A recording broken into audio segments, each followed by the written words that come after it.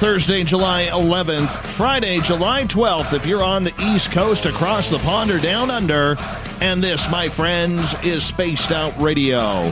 Hope you had a great day and night. I am your host, Dave Scott, broadcasting to you live from the Great White North, on top of the mountains of central British Columbia, right here at SOR headquarters. We welcome you to tonight's show, including everybody listening in on Kingdom of Nye Radio and Revolution Radio. Thank you so much for joining us. Our website is spacedoutradio.com, where we have a plethora of features coming for you. The Gavinator is working on that starting tomorrow. So far, you can read up on the Captain Shirk's SOR Newswire, listen to the show live. Tonight's show is brought to you by Mighty Moose Beard Oil Company. It's 100% Canadian, 100% natural, taking care of beards around the world. Visit MightyMooseBeard.com. Use promo code SOR 2019 today. When it comes to monsters and cryptids, one of the best authors on the subject is Varla Ventura, and we are proud to have her back on Spaced Out Radio tonight as she joins us every couple of months to talk about our cryptid world. Varla's website is varlaventura.net. You can find all of her books there or on Amazon. So tonight, it's a night of monsters, from creepy little Pookas to the large and in-charge giants who silently guard the forests. Then in the bottom of hour number 3, I will bring you the SOR Newswire, brought to you by Paranormal Magazine. Varla Ventura, very, very nice to have you back on the air. How have you been? I have been very busy, actually, but thank you so much for having me back. It's actually very relaxing for me to be on your show. What have you been busy with? Oh, well, I've been working on 2 different books, and that is just a lot of work. And it's nice out, so I'm spending more time outside, and I just seem to be getting a lot of little projects going here and there, and I have tons of travel. Been traveling. I went to the Caribbean again, which was awesome, part of my book research, and I have a couple of other trips coming up this summer, and I'm not complaining. It's a good thing, but I've been busy.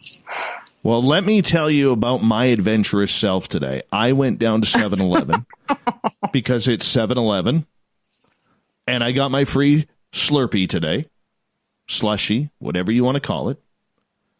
And I was a rebel. I took my cup, and I put half of the blueberry in there, filled the rest up with cream soda, and I was good. I was very, very good. That's how rebellious I got today. I took it all the way. Thank you to 7-Eleven for the 7-Eleven day. And if you didn't get your free Slurpee, make sure you mark it on your calendar for next year. Because you missed out. You missed out. Well, here in Canada, you still got, or on the West Coast, I should say, you still got a couple of hours. And if you're in Alaska, you still got almost 4 hours. So make sure you head down and get your free Slurpee. What a great promotion, though, to be honest. It's smart. Varla, for our new listeners who are always coming in and may not have heard you before, how did you get so intrigued and enthralled by the cryptids and monsters? I think I was just exposed to a lot of these types of stories and creatures at a very young age, and like a very young age. Like, I actually remember seeing Stanley Kubrick's The Shining when I was 4 or 5. Wow. Which is pretty young to see a, lobby full of blood. So and my mom was always reading us wonderful and making up wonderful fairy tales and stories, and was also very interested in the occult and psychic arts and things of that nature. So I really spent a lot of time, reading books that were probably inappropriately adult for me at a young age, and watching horror movies. And I had older sisters that were into horror movies and graphic novels and stuff. So I had some influences there. And it's always been an interest, and it didn't occur to me until I was, an actual adult that I could I started doing some writing and editing professionally, just writing all kinds of random stuff. And then I thought, well, why don't I write something I like, which is weird stuff. So I did a couple of books of bizarre trivia, and those did well enough that the publisher and I have maintained a nice relationship. I've continued to research various magical creatures and strange phenomena and things like that for them. So I've been very fortunate with that. Was this a path you always wanted to take, though? Be an Yes. author, researcher in this? So you're living your dream. If I were living my dream, I'd have a little more money, but yeah, I am. It's absolutely, I have always been interested in magic and mythology, and I have wanted to be wanted to be a writer when I was 7 or 8 years old. I knew that's what I wanted to do, was really just write, spend a lot of time writing. So anyone who's a writer, especially a nonfiction writer, can tell you that it takes a long time to actually make a living as a writer. There's some novelists that have their breakout, but many of us have had not several books that haven't flown off the shelves. And when you're a genre specific writer like I am, you're never going to have like the Stephen King level of income with your writing, but it evolves, and everything sort of evolves into the next book. And I figured as long as I can keep getting something for it, then I'm a happy person. And so far I have, and I have not actually pitched my next book to my publisher yet. So if anyone from there is listening, I started to send it in, and then I just had one of those moments of I am not ready. So I pulled back, and that's why I've been really focusing on that for the last couple of months, trying to get it ready enough to send. It's not complete, but I just didn't feel like my pitch was up to snuff. So let me ask you this, because you mentioned something about Stephen King. Do you think the days of Stephen King, I'm thinking Tom Clancy, Brown, Kuntz, other major novelists and writers, is that a dying era in the field of books? Because if it is, that's pretty sad. No, I don't think so at all. In fact, I saw Stephen King not long ago speak at a literary festival here in Minneapolis, which was incredibly gracious of him because it was the first year of this literary festival, and they got Stephen King, and he was so cool because he spoke on the free stage. He didn't speak where you go and get your extra $40 seats or your $100 workshop. He did the one where your admission was like $7 for 2 days. It was really cool. And he was highly entertaining. Personally, I think that there's a real surge of very strong female writers. And you have novels like Girl on a Train, which has its own kind of dark, suspenseful element to it. Gone Girl kind of really started putting these types of books on the map. And I think from that, many impressive female horror novelists have sort of emerged from that, or that genre in general. I saw actually quite a few of them speaking at this festival. It wasn't specific to horror. It was a literary festival. But I just think that, Stephen King is still writing wonderful books, and there are quite a few novelists that are kind of that era that have continued to write. But I do see a real, peak or a real surge in women in this genre kind of dominating in a really interesting way, because I think that it changes the genre a little bit. A lot of them are psychological thrillers, and they're tapping into some of our worst fears, and that's always a good thing. And Stephen King also is a wonderful writer because he continues to evolve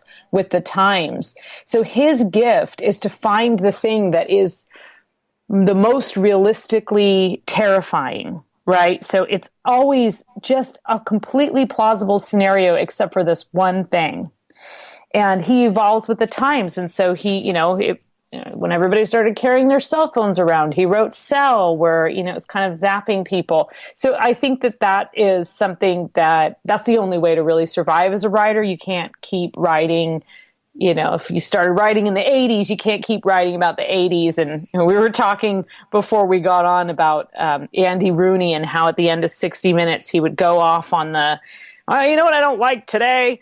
And I think, like, as a writer or as anyone in media or as a journalist, as you get older, it's always important to look at what the new kids are writing and what people are looking at and reading, and how the culture is evolving. To not that you shouldn't write what you know or what your own fears are, but it's important to be relevant to the times. So that's a gift. And so of course I think horror is probably more popular than ever. Right. See, I see in the field of ufology, all of these young people, 20s, 30s, and maybe even to their early 40s, they are the ones who are becoming very aggressive with their research. And I think that's a good thing. I mean, I won't name names because I don't want them to get more of an inflated ego than they already have. But the other thing that I've noticed about the young researchers in ufology is they are so confident about their information that they're willing to step on any toes. It doesn't matter whether, it's a researcher who's been doing this for 40 years or it's a researcher who's just out of the gate. They're not afraid to express their opinion. Whereas I know even as short as 4.5 years ago when I got into this, to try and get somebody on the air of name and substance was extremely difficult because, it was almost like, well, what are you wasting my time? I don't know who you are. I have never heard of you. And the new guys are like, well, screw you if you've never heard of me. I'm going to do this, and I'm going to find this information. I'm going to make you come to me. And it's very impressive. Do you notice that within the writing community as well? Well, I think that I do notice that there's just a lot of other ways to connect with your audience. So whereas once upon a time, when I started actually in book publishing, internet was around, obviously, but it wasn't your main source of information. Books were still very important. And you had kind of a certain model where you wrote the book and then you got on interviews and maybe you did an author tour, and that's how people found out about your book. Now with writing, things are kind of turned on their head because the old adage, publicity used to never want you to leak anything too far in advance. People will forget about it. Your audience will forget about it. But there are all these really clever ways that you can kind of tease things and, drop a little bit here or there. There's, serial podcasts that you can retell your story. There are podcasts that are basically storytelling format. And there's a lot of freedom there that you don't have, even within radio, you don't always have that freedom, because often with podcasts, you don't have to have ads. I mean, you don't make really any money if you don't have ads, but so I feel like there are just all of these new ways. And for me, my biggest challenge just in terms of writing is that I'm not a publicist.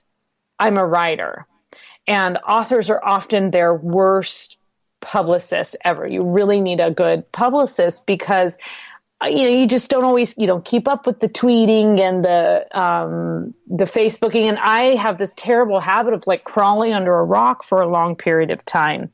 But I think that modern younger writers who have grown up with this kind of social media know how to use it a little more effectively as a tool. So rather than say like, okay, I need to buckle down here and have no connection to anything, they will use it as a source of inspiration and encouragement. It's part of that, sharing or oversharing generation. I'm not saying this as a criticism, just saying this is a very different approach that I see happening more and more, where people will sort of self-promote, which is something that authors traditionally can be very bad at. So it's kind of nice to see, to see it and to take cues from someone, but I just think I need to find someone 20, 30 years younger than me and hire them to do my publicity. So I can go fall into a rock, because I really like being under the rock in the darkness. It's so cozy in here.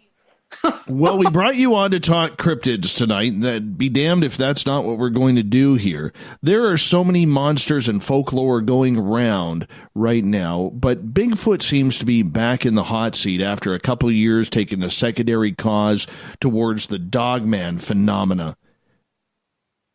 There are so many people looking into this now. So many people. Are we ever going to get it right? Are we ever going to find this, in your opinion? Well, God, wouldn't it be almost a little bit disappointing if we did? It's like when you finally open that gift and it's socks. But up until you knew it was socks, unless you really like socks, up until you knew it was socks, it was this beautiful package. It could be anything. It was mysterious. And then you open it up and it's like, okay, great, socks. All right, it's socks. Okay, not bad, but not, it's not a diamond ring, right? So I don't know. There's part of me that feels that a lot of the cryptids and magical creatures, we're meant to see glimpses, but they don't really exist in the same tangible form all the time that we think of them. So it's hard to imagine there being a time when everything kind of coincides. I mean, maybe as everything melts and dies off, we'll just be left with this kind of exposed world that we'll be able to see things. But if we find Bigfoot, we really find Bigfoot and we can prove it. And I know people have definitive proof. They've had definitive proof over and over again, but the allure and the intrigue of it is that we don't know. And for me, that's the lure and intrigue of, everything, the paranormal, hauntings, fairies, changelings, banshees, mermaids. It's that allure of not knowing 100% if something is actually peering in your window while you're talking. Not knowing for sure. Now, you think it's not there and you can rationalize that it's not there, but could it be there? And when you look, wouldn't it just disappear so that you didn't know it was there peering in again? Well, every once in a while you actually see it flash across the window, or sometimes you pull back the curtain and it's staring right at you. Sorry if that's reminding you of the gnomes. I know you're over the gnomes. No, I am one with the gnomes. Give it, and we'll get into gnomes and changelings and mermaids and everything tonight. Tonight's going to be a Heinz 57 of cryptids type of show. Anyways, but with the Bigfoot, one thing that I have noticed recently, and I don't know if this is a trend that is starting, as we got about 4 minutes left before we go to break with Varla Ventura, but I'm starting to see a lot more people, Varla, starting to think that maybe Sasquatch does have some supernatural abilities, or may not be from this planet, because we haven't found that body. We haven't found that direct evidence that is going to conclusively say to the public, it's here. And there's a lot of people that I've talked to, people that I have never even thought would even think of this, saying, oh yeah, I'm starting to believe that there is something really woo about Sasquatch. Well, it also could be a protected creature in men. That's where only certain, chosen people are really allowed to see it. And I also think it's entirely possible that it did exist in more quantity at one point and has since diminished in population to the point of near extinction. And so even 20 years ago, you may have had more likelihood, but as we expand more and more into every last nook and cranny of the earth, there's nowhere to hide. I actually read an article recently, and I I can share it on my website or on the Book of Face. But it was an article it's from several years ago, but it's an article in Smithsonian actually, and it's about Bigfoot and whether or not Bigfoot was actually this giant ape. They called it Gigantopithecus, which is a great name.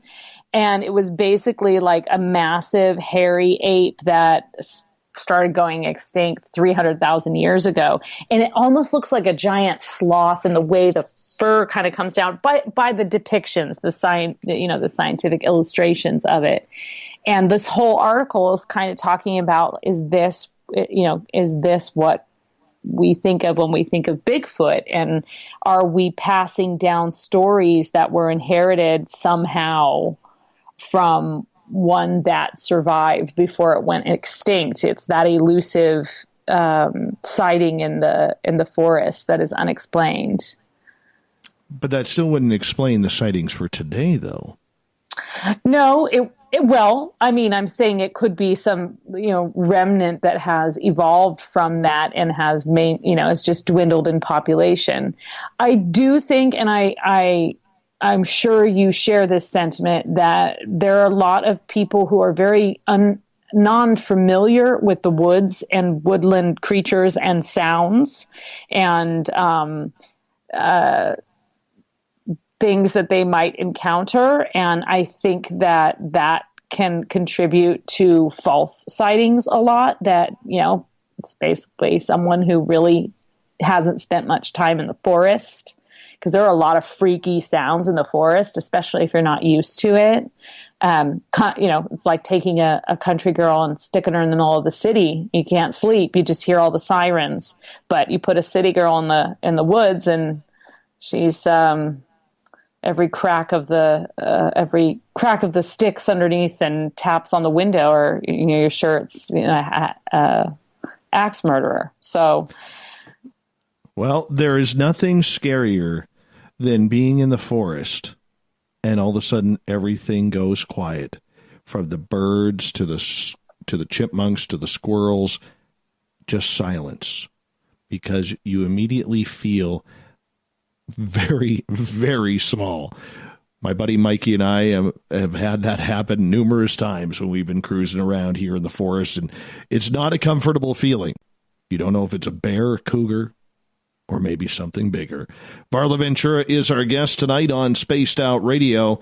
She's literally one of the best when it comes to folklore, legends, cryptids, monsters that are lurking around. Oh, yes. Yes, you are one of the best. That is for sure. Varla, I'm going to get you to hold on here as we're going to go to break at the bottom of the hour. Varla's website, varlaventura.net. Everything's just Varla Ventura. At Varla Ventura on Twitter. Her name, Varla Ventura. Coming up more on Spaced Out Radio.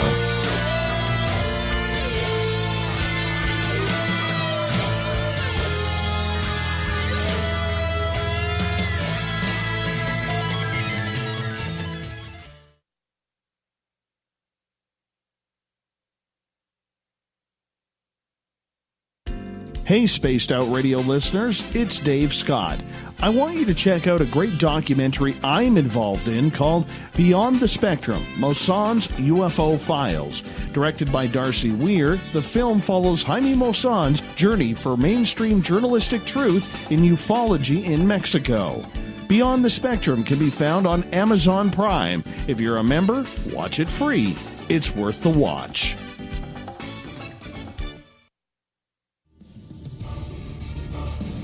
Come get spooked at the 4th Annual Forest Moon Paracon in Cedar-Woolley, Washington, Saturday, September 28th. UFOs, ghosts, aliens, Bigfoot. Speakers include Mike Morin and Jason Jordan, R. Keith Andrews, and Dave Scott from Spaced Out Radio, and so much more. There will be workshops and a VIP roundtable. Get early bird tickets now at fmparacon.com.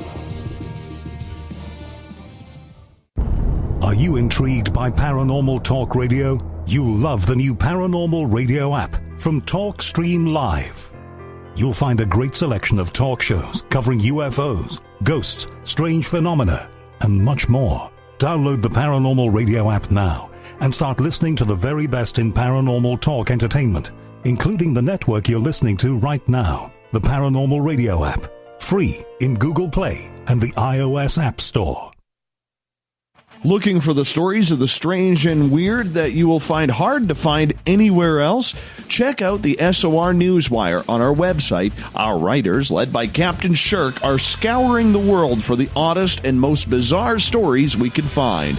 Everything from weird crime to suspenseful and paranormal. We're working hard for you to bring you the most intriguing news of your day. Check out the SOR Newswire at spacedoutradio.com today. A timepiece is a reflection of who you are, and what better way to show off the real you than with an Escape watch? Escape is a lifestyle brand accessorizing your days and nights. Choose to escape and create the life of discovery that you deserve. Dream, play, unite with your own personalized Escape watch.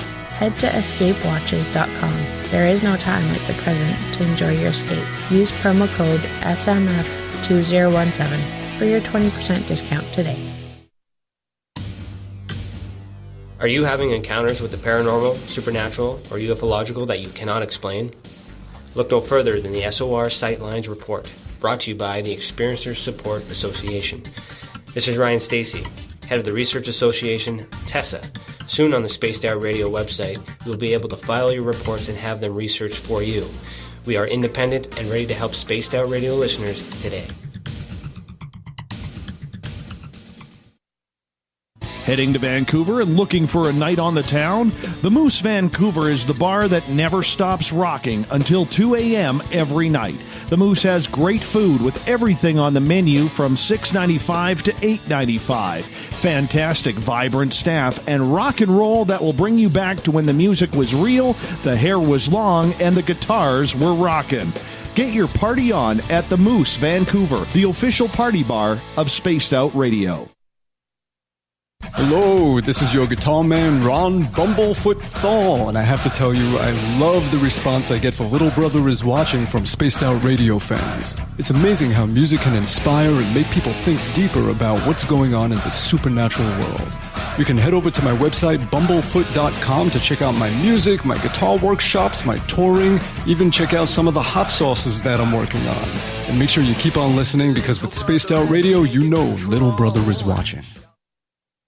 Every night on Spaced Out Radio, we have places for you to hang out.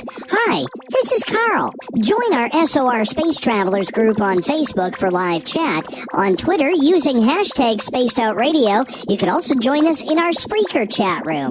Check us out on Instagram at Dave Scott SOR. All of our archives are free on YouTube at Spaced Out Radio. By the way, I'll be watching you at your window until you do. Bye! Did you know Spaced Out Radio runs 7 days a week? Hi there, this is Tessa Nicole Thomas, and I'm here to take you on a paranormal journey each Saturday and Sunday night. Why change the station when you have it all right here?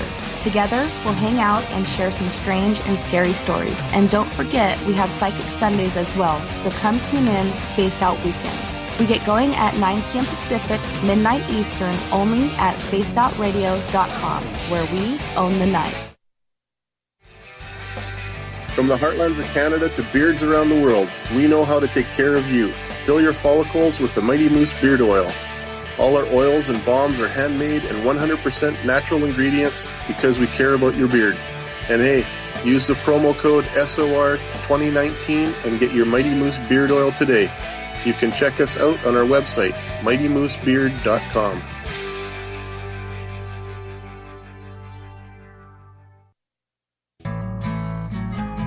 Looking for a place to advertise at a very reasonable cost? Look no further than Spaced Out Radio. SpacedOutRadio.com has an advertising tab that you can click to check out our daily, weekly, and monthly packages to play on the radio, or our website including social media. From commercial spots to banners, we have it all. Check out our competitive pricing today. Coming soon to our website, spacedoutradio.com, is the SOR Space Travelers Club. For just $5 a month, you can get into a private area on our site where you can hang with other listeners in our chat room, post in our forum, and check out a bunch of exclusive content and store that won't be found anywhere else, including a nightly after-show party with Dave. It's going to be the best $5 a month you're going to spend. The SOR Space Travelers, only at spacedoutradio.com. Coming up this September 21st and 22nd, all UFO eyes will be focused on Toronto for the 4th Annual Alien Cosmic Expo. Come listen to some of the biggest names and experiencers in ufology. Travis Walton, Paul Hellyer, Richard Dolan, Paula Harris, Grant Cameron, Randy Kramer, and Spaced Out Radio's own Dave Scott. Tickets are on sale now at aliencosmicexpo.com.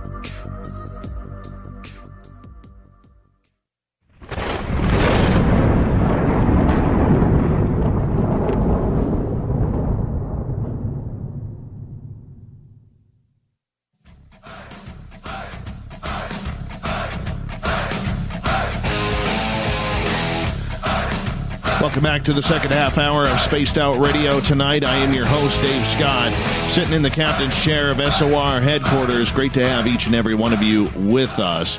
Remember, if you miss portions of this show or others, you can always go to our YouTube channel, youtube.com/Spaced Out Radio. Just do me the favor, hit that subscribe button, and our website is spacedoutradio.com. where soon we'll have a plethora of features for you. Yes, the Gavinator is going to be working all weekend on that, coming up starting tomorrow. But you can read up on Captain Shirk's SOR Newswire, listen to the show live, more features coming soon. Every couple of months, we have our Cryptid World with author, folklorist, legend seeker, Varla Ventura, out of the hockey state of Minnesota, height unknown, weight unknown. I hear she throws one hell of a body check. Welcome back, Varla. Well, thank you. Now, I got to thank Canadian Joe on Twitter at #SpacedOutRadio, because he was the one asking, and I asked it during the break, are you related to Jesse Ventura? And you said no. But then we got into this fantastic conversation about 80s wrestling. You knew your names. You know your names. Yeah, I grew up on that. Those guys. Nice. Macho Man Randy Savage and Rowdy Piper, yeah. Hulk Hogan, of course. And then, Hulk Hogan really won cult status when he appeared in Cyndi Lauper's, Girls Just Want to Have Fun video.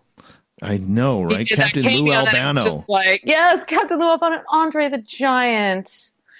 He was the best. Does anybody really know why Captain Lou Albano pierced his face to put elastic bands in the piercing? Remember, he was all about the elastic bands. You had to have a shtick, and Rowdy had the kilt. Hulk Hogan just kind of had the muscle madness and the Cyndi Lauper crowd. Macho Man, he was macho. Iron Sheik had his xenophobia. Pointed boots. His pointed boots. So he had to have something. And Andre the Giant was just Andre the Giant. So he didn't have to have any. He was the hero. I get you there. Right before the break, we were talking about Sasquatch. You had a story you wanted to share. I did. Yeah. We'll move on. I have no idea what I was going to say. I don't know. You said, I got a story that I want to share. And I was like, okay. So I figured I'd lead it in, but we got into the wrestling. And next thing you know, just kind of goes all over the place. Nope. Let's get into gnomes. We haven't talked gnomes in a long time because I am one with the gnomes. I have my Zen with the gnomes, my Chi with the gnomes. Everything is gnome-tastic around here now. I used to have a big fear of those. Are these little garden variety gnomes real? Because a lot of people will just shake their head and say, no, that's for older gardener sitting at home, nothing better to do with their lives than to put ceramic gnomes in their property. Do you want the truth? Let's do it.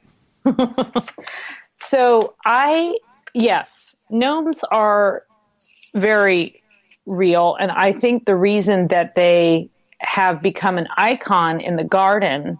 And I've actually given this quite a bit of thought, because you do see the depiction of gnomes with, maybe they're made of ceramic or plastic, and they're, got the painted hat and, like the Travelocity traveling gnome or something more like that. But traditionally those were made of stone. And there's a real connection with what we also think of as dwarves and gnomes. In fact, a lot of times the descriptions of these guys are very similar, with maybe a pointed hat or a red cap of some kind.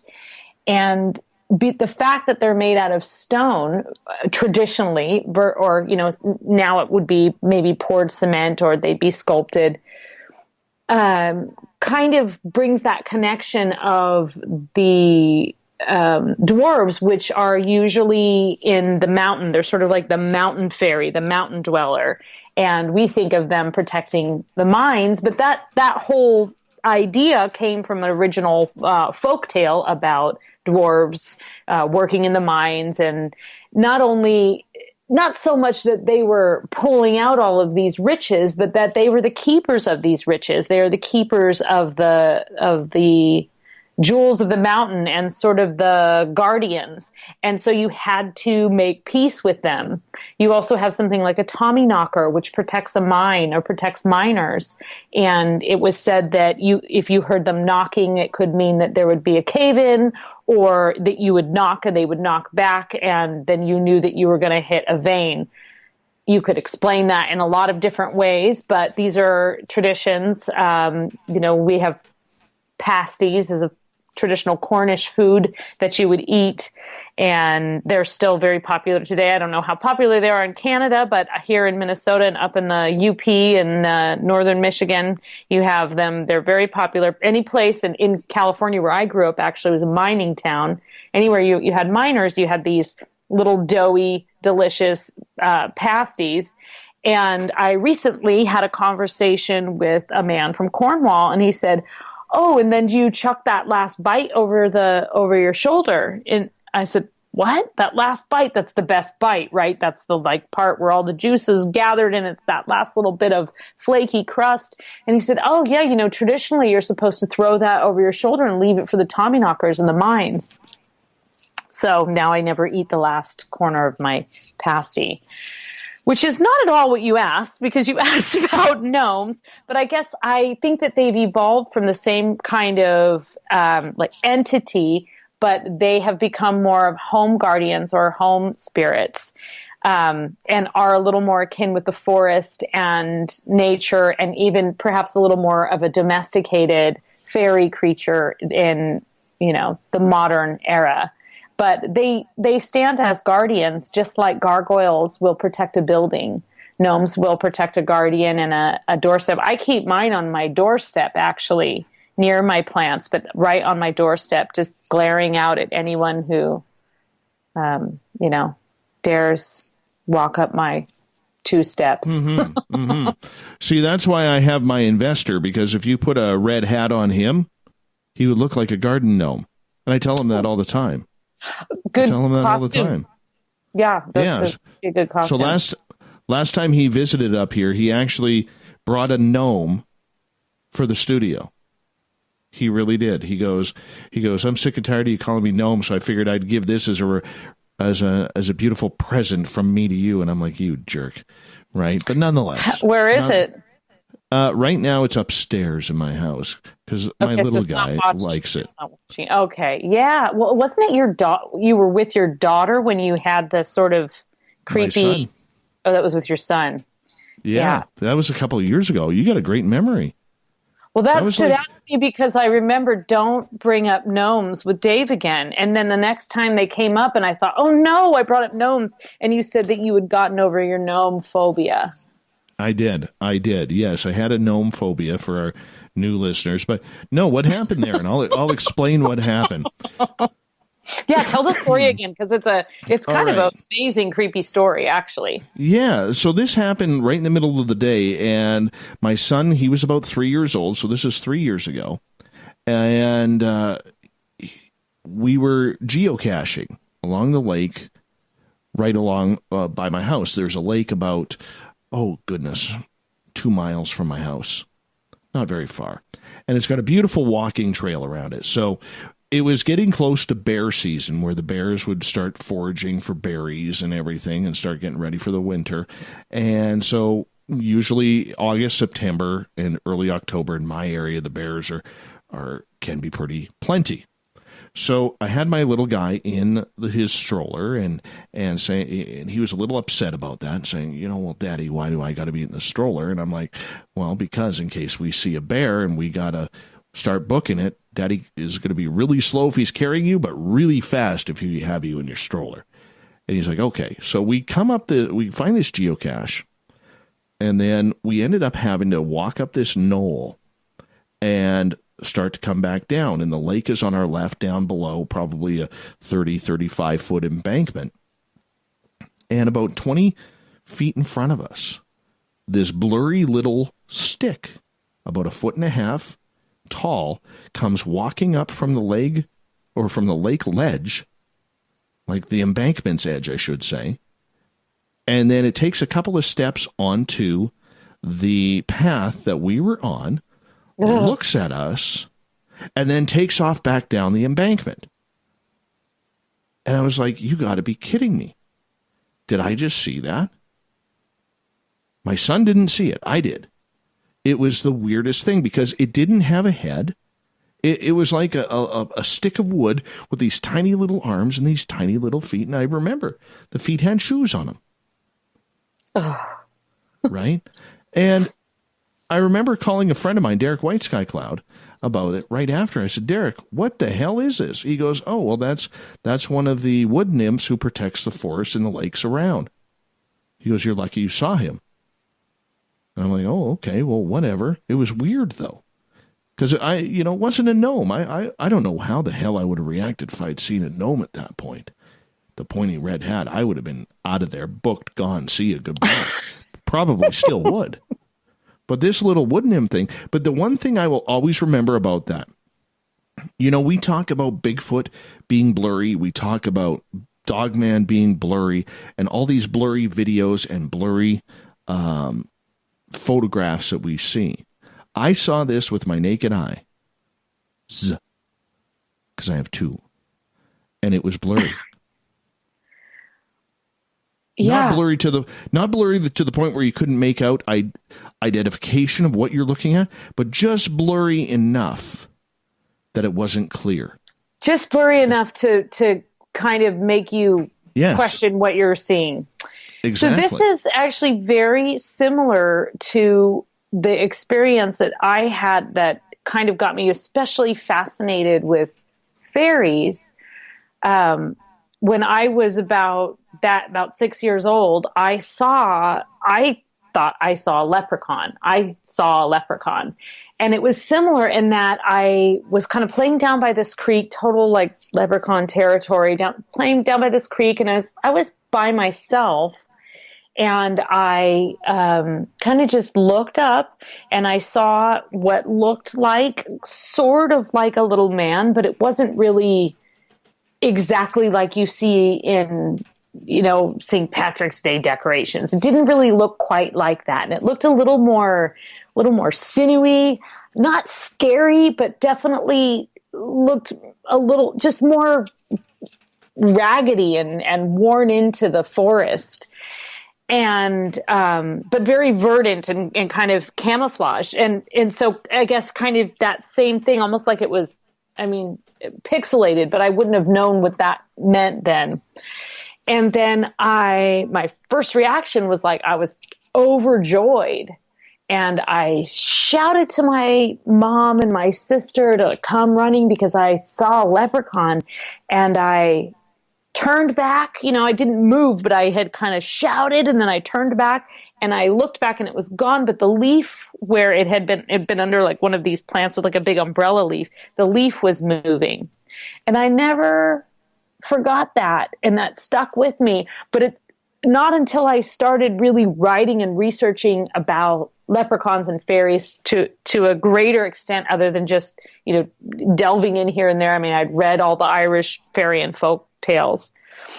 But there is a story about a like weird, there's an old Czech fairy tale about a weird kind of like log stick guy. And a lot of people think that the idea of Pinocchio came from this. And actually, I don't know if you've ever heard of the filmmaker Jan Svankmajer, but he does he does super creepy stop animation. And he did one called Faust with this weird, creepy devil mask that rolls all through it. And then he did one called Alice, which is wonderful. It's Alice in Wonderland, of course. But then he did this really bizarre one, which was called Little Otek. And in Little Otek, this little old man and this little old lady, they can't have a child. And so man goes out and he finds this stump that kind of looks like it has legs and arms. And he sort of carves it a little bit, and then he swaddles it up in a blanket, and he gives it to the little old lady, and it comes to life.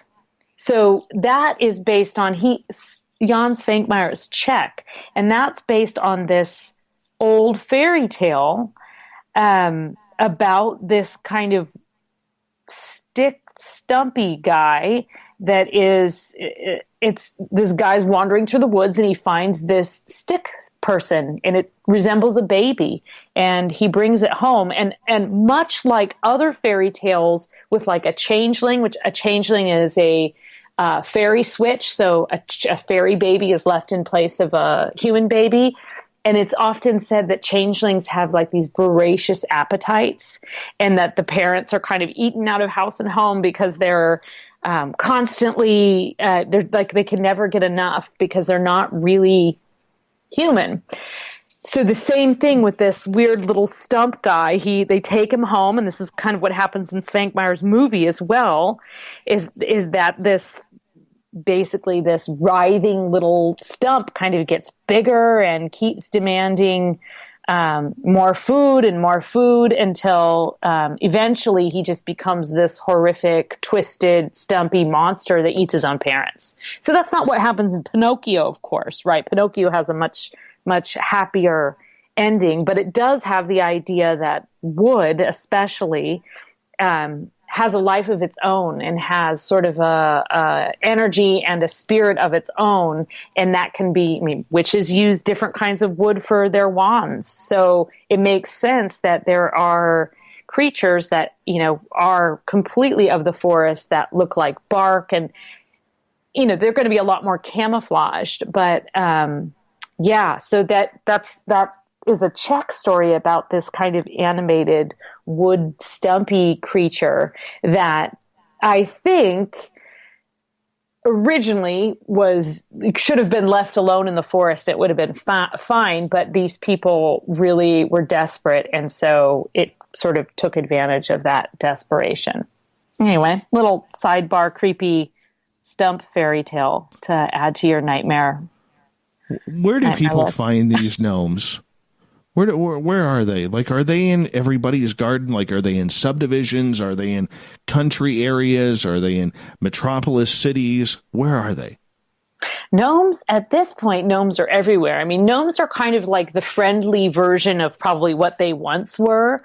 They certainly, it's so interesting because when you really start looking at all these different creatures, you can see that there's a depiction, if you've ever seen a tomten or a nissen, which are sort of the Finnish and Swedish version of like a little Christmas guardian.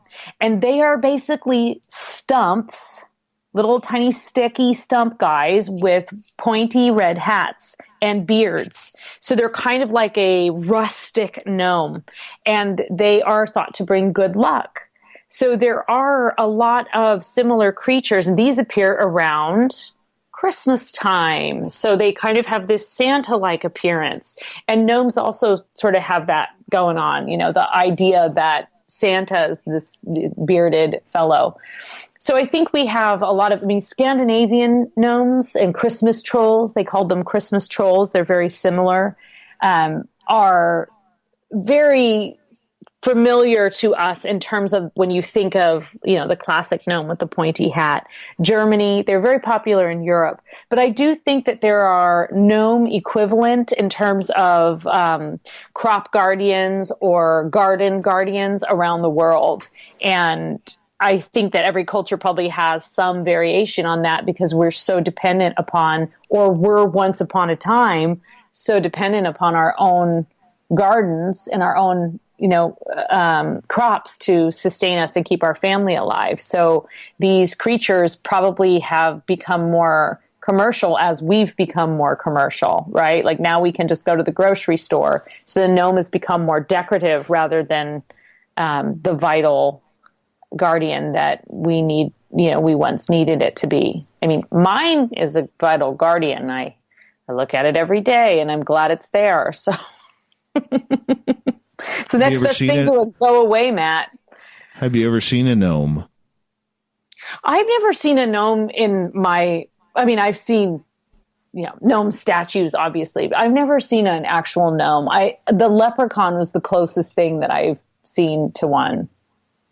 I've seen other things in the forest and experienced other things in the forest that I can't explain, that were not negative, but were not explainable or particularly like apple-cheeked and cheery.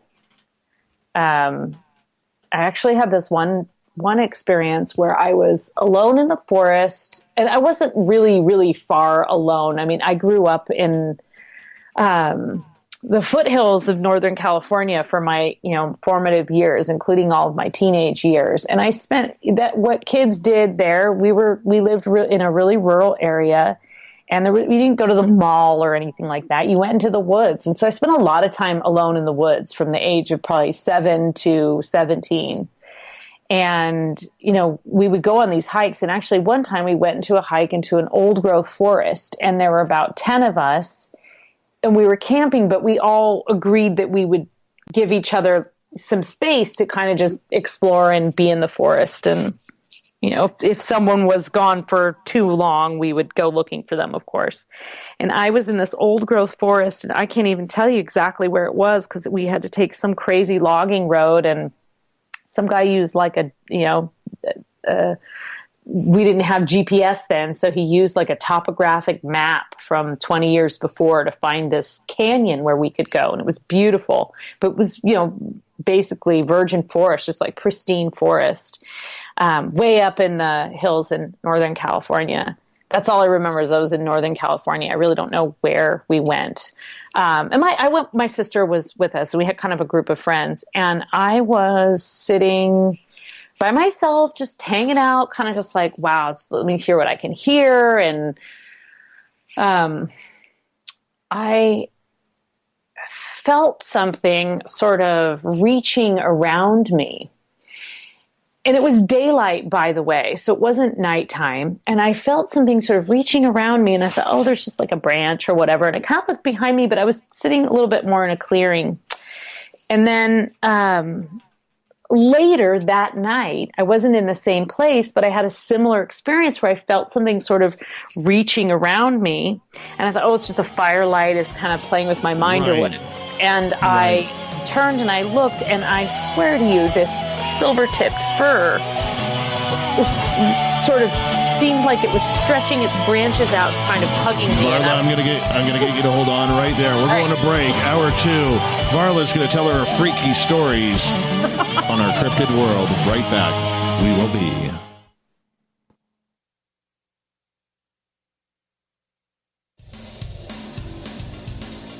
We all know on Spaced Out Radio we love a good beard and mustache, so why not take care of your facial hair with Mighty Moose Beard Oil? Made in Canada, we're taking care of beards and stashes around the world. We use 100% natural ingredients with our oils and balms to make your whiskers feel silky smooth. Use promo code SOR2019 at MightyMooseBeard.com today.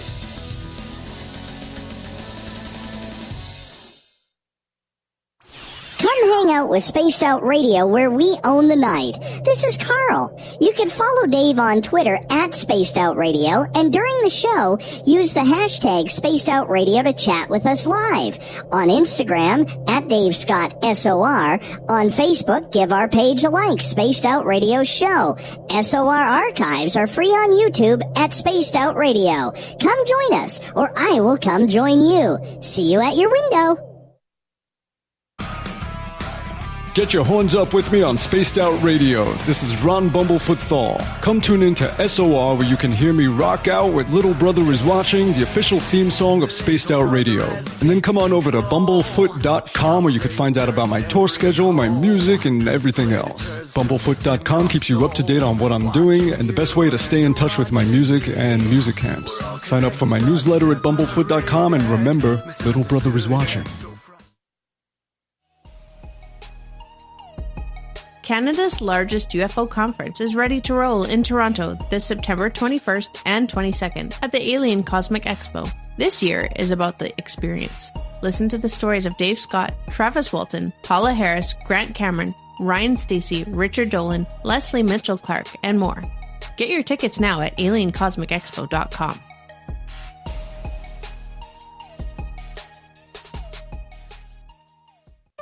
Find your escape where time has no limits. It's about living today and cherishing the heritage of yesterday. A spirit of adventure for what is new, with the nostalgia of the past. Your timepiece is a reflection of who you are. Life surrounded by beauty from the world around us to the soul within. EscapeWatches.com. There is no time like the present to enjoy your escape.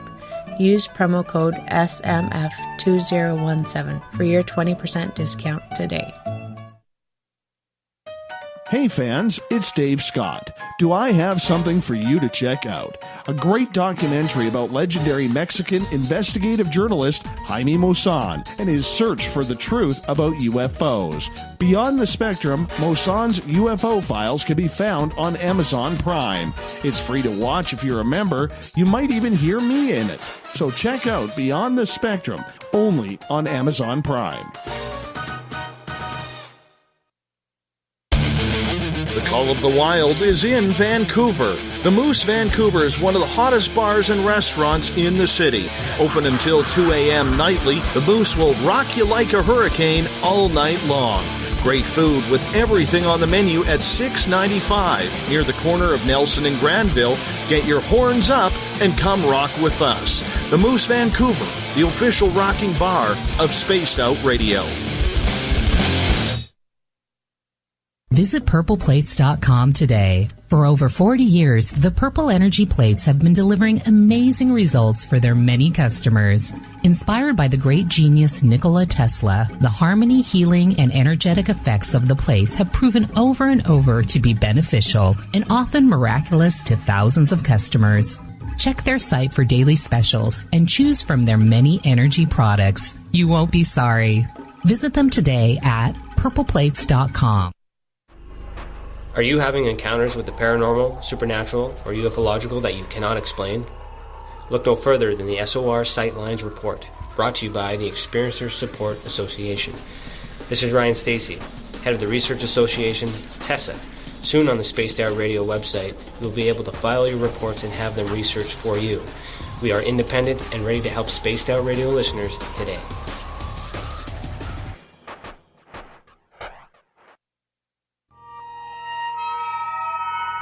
You hear footsteps in the empty room above you. A rocking chair begins rocking by itself. Don't be afraid of the things that go bump in the night.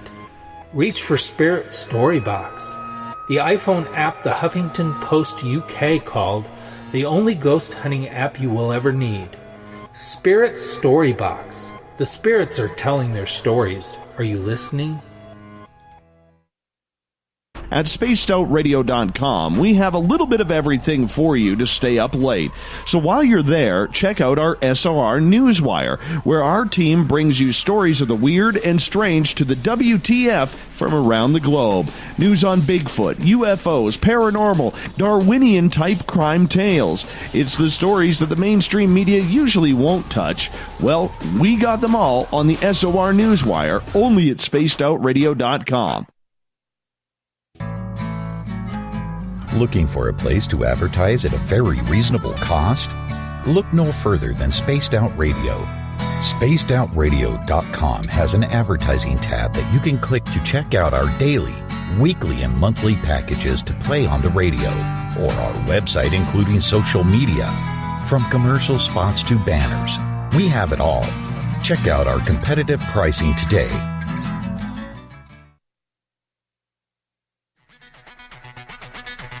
Come get spooked at the 4th Annual Forest Moon Paracon in Cedar-Woolley, Washington, Saturday, September 28th. UFOs, ghosts, aliens, Bigfoot. Speakers include Mike Morin and Jason Jordan, R. Keith Andrews, and Dave Scott from Spaced Out Radio, and so much more.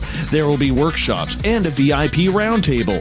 Get early bird tickets now at fmparacon.com.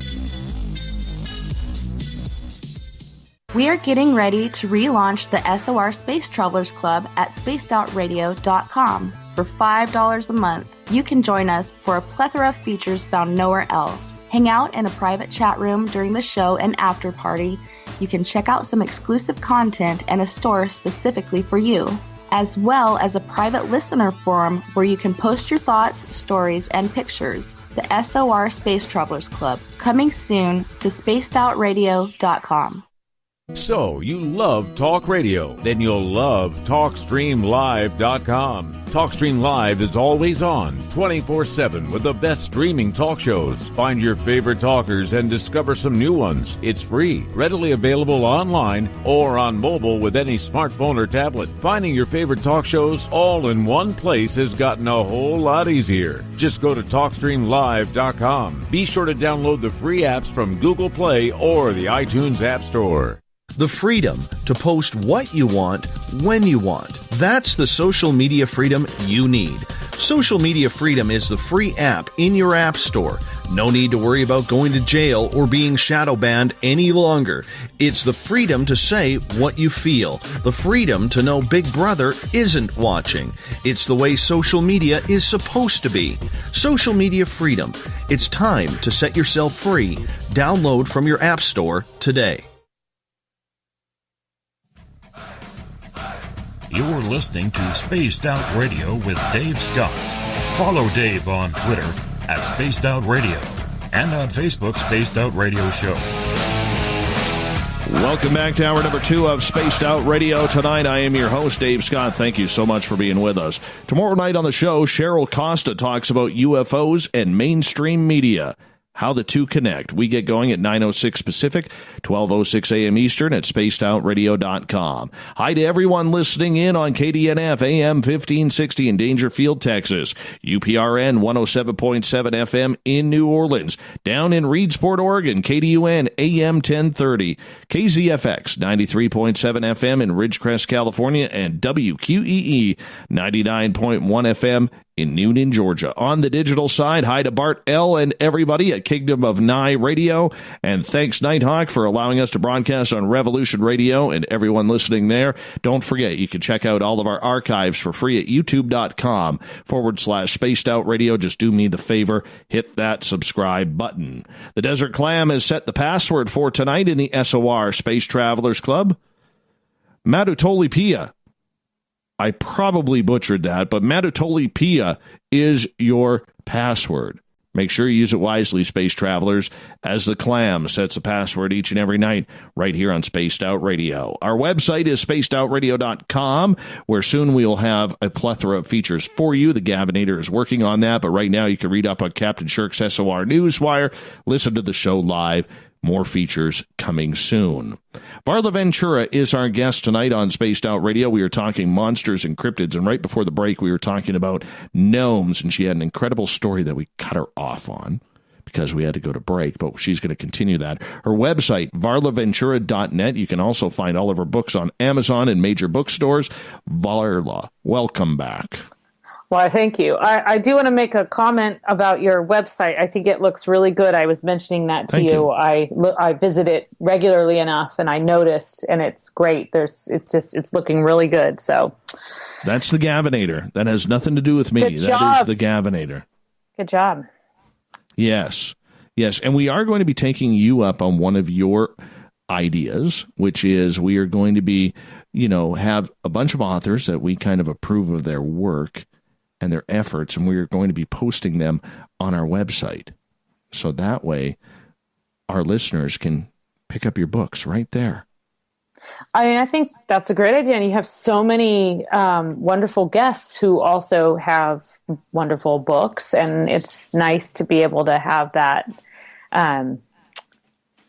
It kind of shortcuts it. I mean, not that I don't want people to go to my website, but you go to my website and then you got to find the link to the book. And it's like, I know how it is. You've already spent, 20 seconds longer on the internet than you intended. So having a little shortcut, maybe get a little affiliate linking there for you, and you'd be in good shape.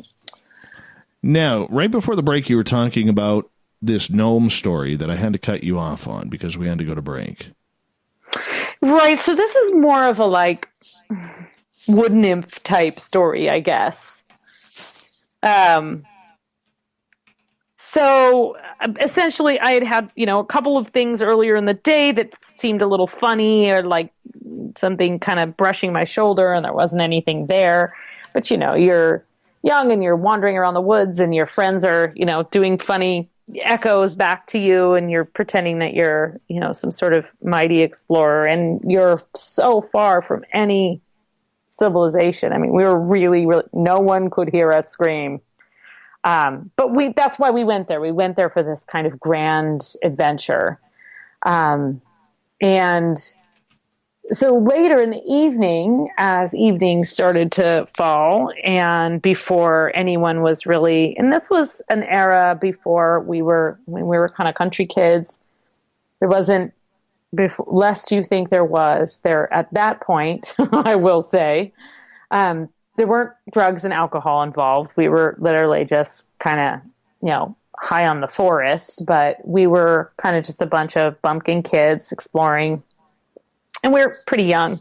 There were a couple of older, young adults who were the supervisors or whatever. It was an informal arrangement.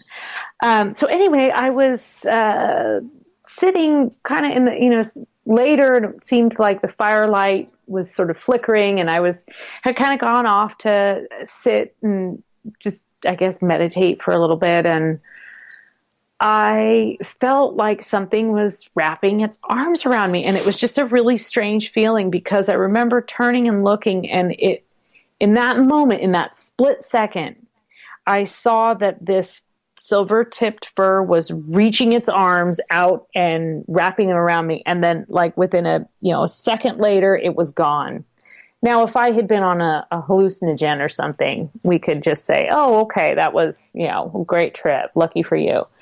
But I wasn't. So it was a very kind of just a little bit of a reminder to me. And I think throughout the years, I've had these little reminders. You can ignore them, or you can scoff at them, or you can kind of laugh at them or dismiss them, but they're reminders, especially about these kind of forest spirits and these very embedded guardians that are within the trees and within a lot of the plant life, and that we have these somewhat humanoid, fairy-like creatures that kind of act as the liaison between us and that world in many ways. And that is actually how I view the fairy kingdom. It's like there's, the animal kingdom, the plant kingdom, and the fairy kingdom. And the fairy kingdom is almost kind of the bridge between those two kingdoms.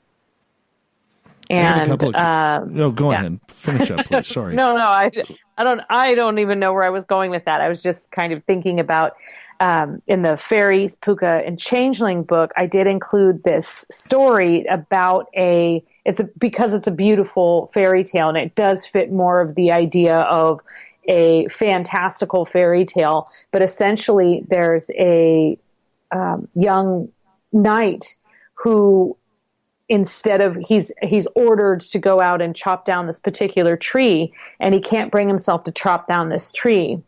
And so he kind of protects this tree. And eventually, once the third time he's asked or something, and he won't cut this tree down, it's revealed that there's a sort of a beautiful princess within this tree, and this old witch has wrapped her spirit up in there, and that if he had cut it down, it would have killed her. And then at that point, from that point on, he actually can commune with the forest spirits and the things that sort of, the trees that move. And it has this kind of, actually a little bit of a Tolkien element to it. It's this short story by a naturalist who came back from World War I and cloistered himself in the forest and started writing fairy tales. So I think that's how he worked out his PTSD, probably, was spending a lot of time in the woods. You mentioned the word changeling a number of times already. For people who don't know or aren't familiar with the term, what is it?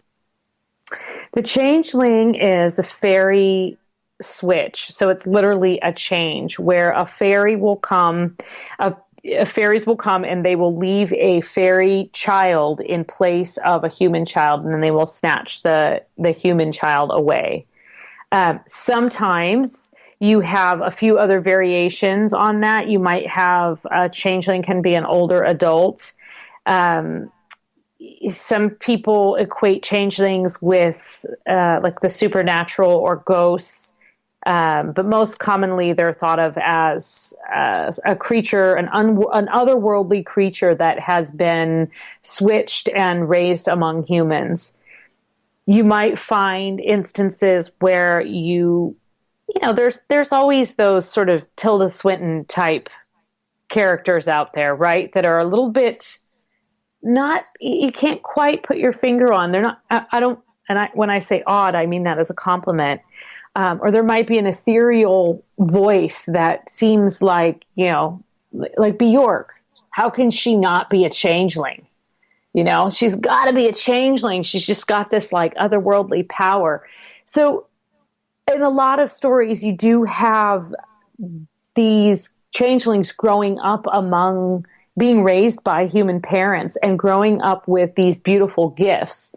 So it's not always viewed, even though, it's essentially kidnapping.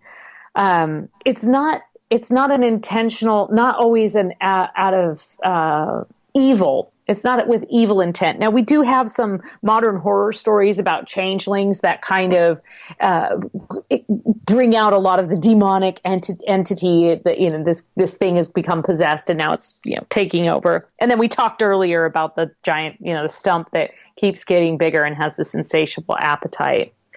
But a couple things about that. One, often they were viewed as gifts. So both humans viewed them as gifts because it was a connection to the fairy kingdom, especially in a country like Ireland where the connection with the fairy kingdom is so strong. And then the connection with music and arts and the ability to sort of,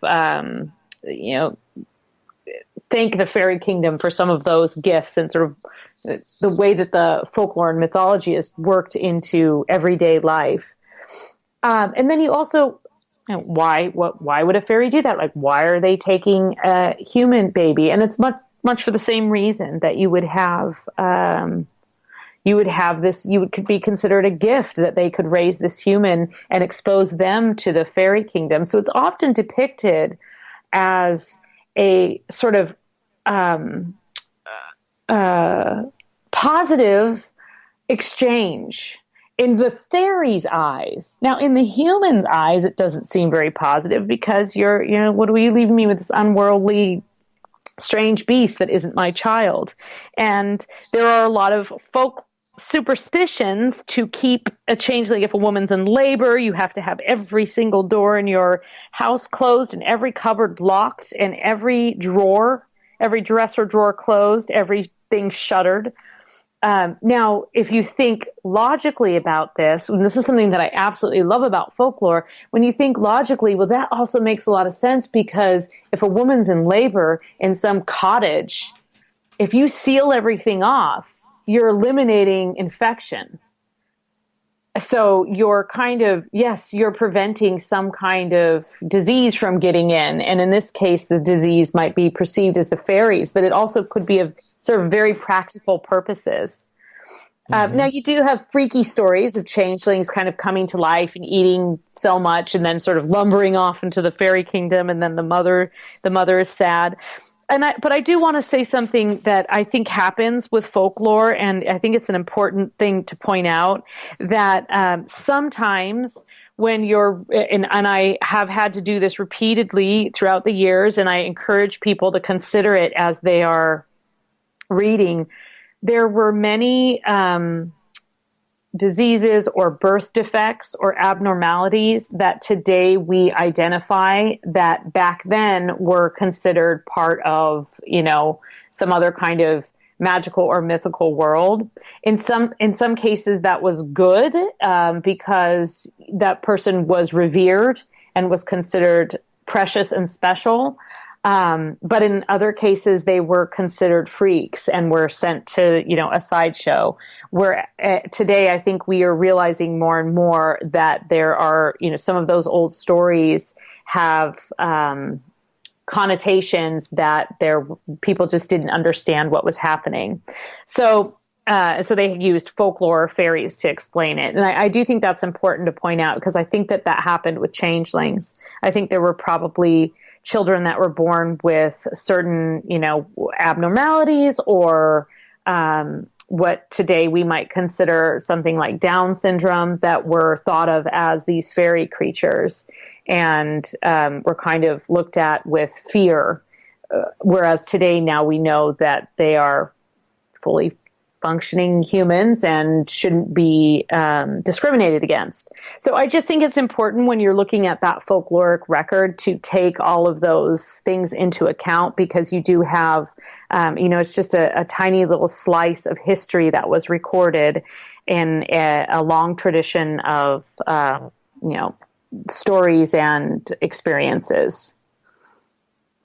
You mentioned that these changelings take human babies and replace them with these fairy-type babies. What happens to the human babies? So just to be clear, a changeling is the actual switched creature. It's switched by like a regular kind of fairy, versus the changeling being playing a hand in it. The changeling is the actual switched fairy creature. And I think that in the stories that I have read, they often will raise a human child to be among the fairies and grow up to be able to see fairies, to communicate, to be a bridge between that world, and are sometimes released back into the human world. One of the most, and so in other words, they might marry within the fairy kingdom. They might marry within the human kingdom, but have a special connection to the fairies. And the idea, I think, was to, I think that in many cases, it was meant to be a way to connect the two cultures. But I think it was often taken to be a terrifying prospect, especially as, the industrial age started to take hold. And, we sort of grew a lot more in population and started having more of those fears of our neighbors taking our stuff. Got more stuff. We produced more stuff faster, and then we got, more anxious about our neighbors taking them. I don't remember does that even answer your question? Works for me. Works for me. We got about 5 minutes here before we go to break at the bottom of the hour. Varla Ventura is our guest tonight. Varla, I got a question from Mike in the Spreaker chat room. He is asking if you have ever heard what is causing these blue orbs to be seen in forests, because he actually had an encounter with one, and it really, really set him off. Did it come after him? No, it just kind of floated through the trees. Okay, so I've seen a few orbs in my time, less often in a natural setting, and more often in like a haunted house kind of setting, for lack of a better way of explaining it. I've seen them in places that I've stayed overnight or been investigating. But a lot of times, and my mom used to always say this to me, whenever an orb would appear, especially if it would appear sort of over my shoulder and it would appear only in a photograph, she would always say that it was my grandma. She would always say that. She still says that. Oh, yeah, that was grandma. That must be grandma right there. So I think a lot of people, and I think this is a damn good theory, that it's their spirits that are, visiting us. So for whatever reason, your friend in the forest saw a whole group of them. So in other words, they're ghosts. They're basically the same thing as a ghost, only instead of taking a human form, they are this ball of light, which really makes a lot of sense because it's probably very hard to come back in a human form and haunt someone. But if you are energy and you're a ball of light and you're, flitting about the forest, that's what I think they probably are. But, I don't know. No one really knows. But there's other theories out there for sure. All right, let's get to another question. This one comes from Joey, who is asking, Varla, do you know of the folklore, or is it really, of New Orleans vampires, including a murdering rogue vampire being destroyed by the elder vampires of New Orleans because of the attention it was bringing to the Vancouver vampire community there? Today, there is even a vampire organization there known as the New Orleans Vampire Association, otherwise known as NOVA. Contrary to popular folklore, only a small amount of blood satisfies their needs. So I am friends with some of those vampires and vampires from other communities. I myself do not identify as a vampire, but there are certainly a lot of vampires who have nothing to do. In fact, the majority of vampires I've met who have nothing to do with excessive bloodletting or any kind of blood exchange. It's often an energy exchange or a sort of agreed upon donor and feeder exchange. And every vampire that I have met, while they can occasionally be emotionally draining or demanding, every vampire that I have met has actually been a very highly, highly sensitive individual and incredibly empathic and actually incredibly giving and loving. So I think vampires get a bad rap, and they get, this idea that they're just out there poking needles into each other's skin and, sucking down blood. And there's much more to the community. There's a magical vampire community that have rituals surrounding specific holidays, not unlike Wiccan traditions. So I do know a lot of, we call them living vampires. And it's a lifestyle that they choose to live, and, more power to them. But you don't know about the legend. I do know about a couple of vampire legends. I'm not sure what specific one that Joe's talking about, but there's this one is about I guess and we can get into it because we only got about 30 seconds before the break here, but he was asking in regards to a folklore story out of New Orleans that vampires, including a murdering rogue vampire, being destroyed by other vampires of New Orleans because of the attention it was bringing to the community there. So, like what era? I mean, like modern times? Oh, maybe Joey can clarify that during the break. Please clarify your vampire question. Please clarify. We got more questions for you coming from the audience as well after this. We'll get into Jinn. We'll get into changelings. Maybe more gnome talk. Who knows? I don't know. VarlaVentura.net is Varla's website. Go get her books. They're very much worth the read. More Spaced Out Radio coming up right after this.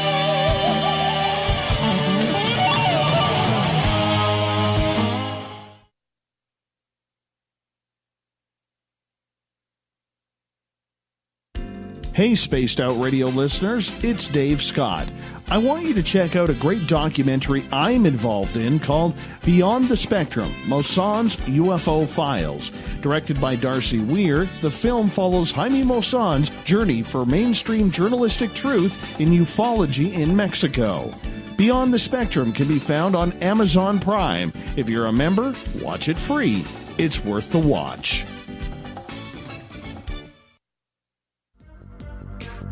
Coming up this September 21st and 22nd, all UFO eyes will be focused on Toronto for the 4th Annual Alien Cosmic Expo. Come listen to some of the biggest names and experiencers in ufology. Travis Walton, Paul Hellyer, Richard Dolan, Paula Harris, Grant Cameron, Randy Kramer, and Spaced Out Radio's own Dave Scott. Tickets are on sale now at aliencosmicexpo.com. Did you know Spaced Out Radio runs 7 days a week? Hi there, this is Tessa Nicole Thomas, and I'm here to take you on a paranormal journey each Saturday and Sunday night. Why change the station when you have it all right here? Together, we'll hang out and share some strange and scary stories. And don't forget, we have Psychic Sundays as well, so come tune in Spaced Out Weekend. We get going at 9 p.m. Pacific, midnight Eastern, only at spacedoutradio.com, where we own the night. A timepiece is a reflection of who you are, and what better way to show off the real you than with an Escape watch? Escape is a lifestyle brand accessorizing your days and nights. Choose to escape and create the life of discovery that you deserve. Dream, play, unite with your own personalized Escape watch. Head to escapewatches.com. There is no time like the present to enjoy your escape. Use promo code SMF2017 for your 20% discount today. From the heartlands of Canada to beards around the world, we know how to take care of you. Fill your follicles with the Mighty Moose Beard Oil. All our oils and balms are handmade and 100% natural ingredients because we care about your beard. And hey, use the promo code SOR2019 and get your Mighty Moose Beard Oil today. You can check us out on our website, mightymoosebeard.com.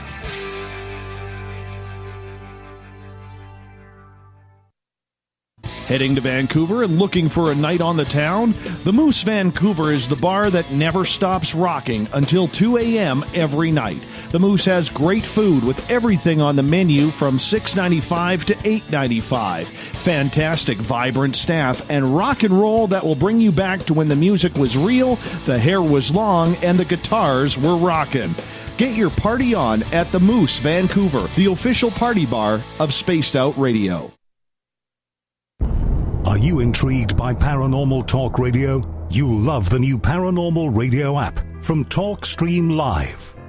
You'll find a great selection of talk shows covering UFOs, ghosts, strange phenomena, and much more. Download the Paranormal Radio app now and start listening to the very best in paranormal talk entertainment, including the network you're listening to right now, the Paranormal Radio app, free in Google Play and the iOS App Store. Every night on Spaced Out Radio, we have places for you to hang out. Hi, this is Carl. Join our SOR Space Travelers group on Facebook for live chat. On Twitter, using hashtag Spaced Out Radio. You can also join us in our Spreaker chat room. Check us out on Instagram at Dave Scott SOR. All of our archives are free on YouTube at Spaced Out Radio. By the way, I'll be watching you at your window until you do. Bye! Hello, this is your guitar man, Ron Bumblefoot Thal, and I have to tell you, I love the response I get for Little Brother is Watching from Spaced Out Radio fans. It's amazing how music can inspire and make people think deeper about what's going on in the supernatural world. You can head over to my website, bumblefoot.com, to check out my music, my guitar workshops, my touring, even check out some of the hot sauces that I'm working on. And make sure you keep on listening, because with Spaced Out Radio, you know Little Brother is watching. Looking for the stories of the strange and weird that you will find hard to find anywhere else? Check out the SOR Newswire on our website. Our writers, led by Captain Shirk, are scouring the world for the oddest and most bizarre stories we can find. Everything from weird crime to suspenseful and paranormal. We're working hard for you to bring you the most intriguing news of your day. Check out the SOR Newswire at spacedoutradio.com today. Are you having encounters with the paranormal, supernatural, or ufological that you cannot explain? Look no further than the SOR Sightlines Report, brought to you by the Experiencers Support Association. This is Ryan Stacy. head of the Research Association, Tessa. Soon on the Spaced Out Radio website, you'll be able to file your reports and have them researched for you. We are independent and ready to help Spaced Out Radio listeners today.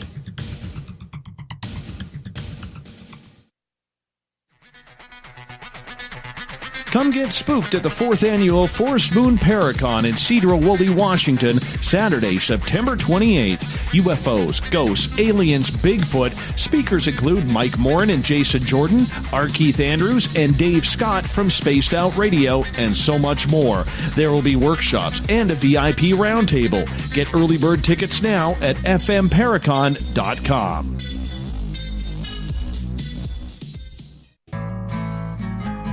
Looking for a place to advertise at a very reasonable cost? Look no further than Spaced Out Radio. SpacedOutRadio.com has an advertising tab that you can click to check out our daily, weekly, and monthly packages to play on the radio, or our website including social media. From commercial spots to banners, we have it all. Check out our competitive pricing today. Coming soon to our website, spacedoutradio.com, is the SOR Space Travelers Club. For just $5 a month, you can get into a private area on our site where you can hang with other listeners in our chat room, post in our forum, and check out a bunch of exclusive content and store that won't be found anywhere else, including a nightly after-show party with Dave. It's going to be the best $5 a month you're going to spend. The SOR Space Travelers, only at spacedoutradio.com.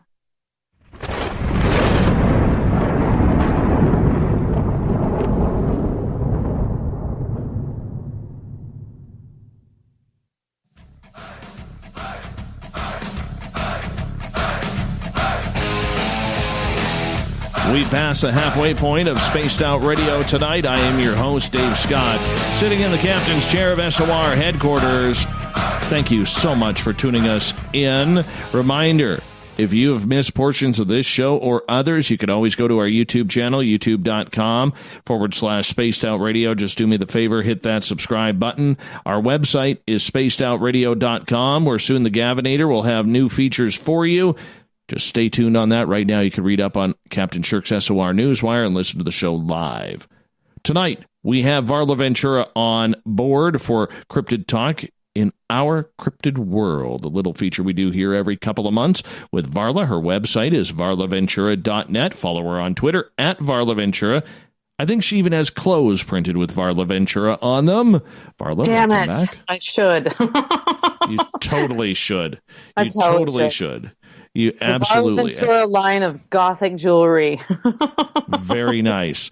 So right before the break, Joey had asked a question in regards to vampires, and we needed a little bit of clarification there. We had to go to Video Review on this.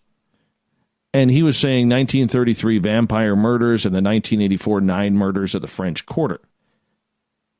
Yes, and I have not heard of either of those. I had not heard of any of that. That was all news to me. That is so new then. Sorry, Joe. You know more than I do. Proof that you are smarter than me. In case you needed it. You know what, Joe? Remind me on that. I will try and bring a guest on to talk about that. How about that? Just send me a reminder. Great. That'd be fantastic. That's right up our alley. Julien. Bonjour, Julien. He is asking, are Jinn and changelings from the same family? I don't think so. And I had a really trippy thought about Jinn a few minutes ago, actually, when you mentioned we were going to talk about them. Something really interesting came to mind. Maybe it's not that profound to everyone else out there. You probably all had this thought already. But just to answer your question, I don't think so. I think of Jinn more, a little more ethereal.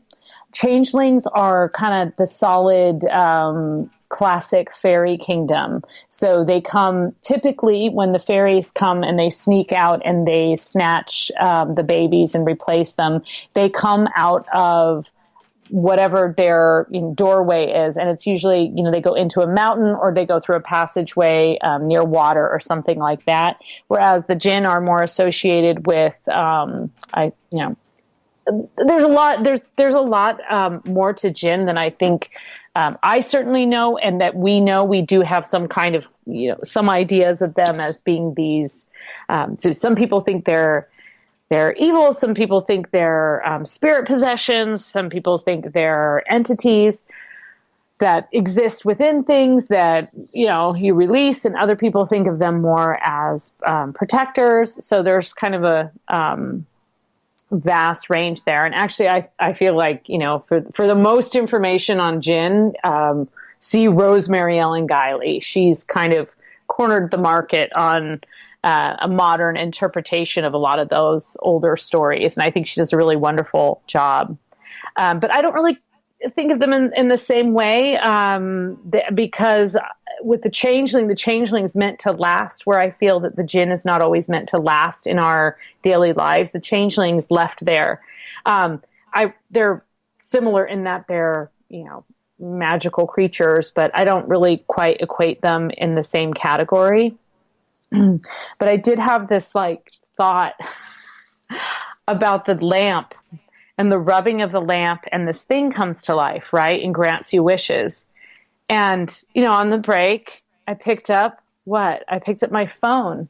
And you know what I did? I rubbed it 3 times to get it to open up and grant my wish, which was to, read whatever email Dave sent me. So I just had this kind of idea of, I don't know, maybe it's just a horror story or something, but the idea that the jinn, the modern jinn, are actually dwelling in all of our electronics, and that, one false move and you can fall down this strange warren where your regular time is completely sucked, and the next thing you know, it's hours later and you're kind of sweaty and uncomfortable, and you realize that you haven't had a sip of water in hours. And I was just thinking about the way that we kind of treat some of these objects, and that we actually do have to tap with our fingerprint or rub on these things to get this spirit to come alive. And it's this, it's what we're communicating on right now. So I'm not stoned. I know you might be thinking that at this point. But I'm not. I just picked up this kind of book of demonology, and at the same time I picked up my phone, and I thought, interesting. So there you go, people. Here's an interesting ghost story for you. So the other night, I had to do a private tour after my show at the museum that I do tours at. It was about 12:15 in the morning when we started the tour. It was a group of 4. There were 2 ladies, very, very intuitive, and one man who was kind of in tune, and one guy who was just kind of like, wow, I can't believe this is going on. Wow. And anyways, when we wrapped up the tour and we were walking back to the vehicles, all of a sudden, to my right, I have one of the husband and wives, who was walking together. They were maybe a foot to my right. And out of the corner of my eye, I watch him get shoved, and something walked right into her and went bam, and she almost fell back. Dang. And she was holding on to one of our K2 meters. Okay. It had a brand new battery in it. And, the K2 meter has 5 lights on it, goes from green to red. Yellow in the middle, green, yellow, orange, pink, red. And after whatever it was spiritually that ran into her and him, that K2 meter now will not switch off of orange. It is at a solid orange. And is this a place that is, you were there specifically investigating it. Had other people been? Oh, yeah. We do tours there all the time. Oh. That's kind of crazy. I haven't had too many physical, I've had a couple of physical encounters, but not ever to that extent where, it would knock me over. Yeah, it was insane. I've never seen that before. Me either. It was kind of cool. I've had a couple of, hairs pulled and things like that. Just 2? Just two? A couple of hair pulling experiences, I should say. Yeah, they just pulled 2 hairs. It was really painful. Yeah, that kind of sucks. I'm kidding. Yeah, it was just one of those weird situations I wanted to bring up with you tonight because I'd never seen that before. And watching somebody get like run over, like Emmitt Smith running through the blocks in an NFL game back in the day. I mean, or Barry Sanders, whoever you want to use. It was insane. It was like she almost fell right back. She bent like a banana backwards. It was crazy. Yeah, I mean, you hear about people having these, waking up with scratches or having, these really physical encounters. I personally, I've had physical encounters, but never anything like that where I would feel like I was knocked off course or knocked down. I mean, that's kind of makes you take a step back for sure. For sure.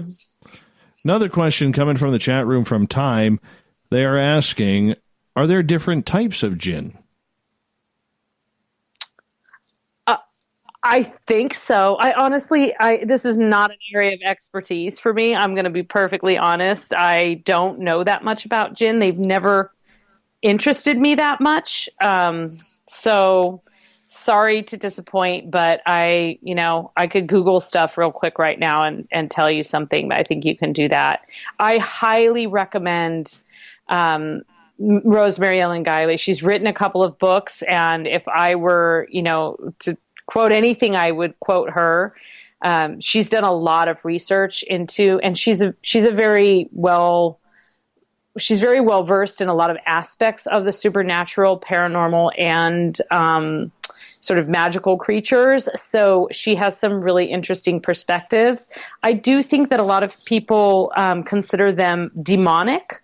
And when I say demonic, just to be clear, I don't mean necessarily of the devil or a bad, I don't think of it as a bad thing necessarily, but more of that kind of more energetic than something like a Bigfoot or a gnome, or I think of those in a sort of a different category, and I think of jinn as these more, I guess, sort of more equated with air. But I really have not. That is not an area of expertise for me. I have not studied them very much, and I really just don't really know that much about them. Sorry. All right. Let's move on to Quest's question. He is asking, have you ever encountered a demon or evil entity in a dream? In a dream and in real life, I have. Absolutely. Although so you met my former mother-in-law too, then. I was just going to say, haven't we all, right? Now, I have perhaps, I was not raised with the common, that sounds snobby. I was not raised with the mainstream perception of good versus evil. I was not raised in the Catholic Church. I was not raised in any kind of church. So when I hear evil, I usually get interested because I know that so many things over the years that I like have been labeled evil. Number one, women who have been burned at the stake for being witches, evil. Werewolves, totally evil. So So when I think of something as evil, I think of that something that's incredibly damaging to you emotionally. But I have had a very so in other words, I wouldn't call in a priest if I had an encounter. That would not be my solution. That being said, I have had many, many dreams that involve some kind of unexplainable, gripping, horrifying creature bearing down and trying to, keep you from getting back in your body and things like that. But I did have one experience when I was in my early 20s, and it was when I was using a Ouija board, and I was actually using it alone, which is not something that you really highly advise, although there are people who use spirit boards much in the way that you might use tarot cards. So I don't think Ouija boards are evil. I think they're a tool. I think people are evil. I don't think it's the board itself or the medium itself.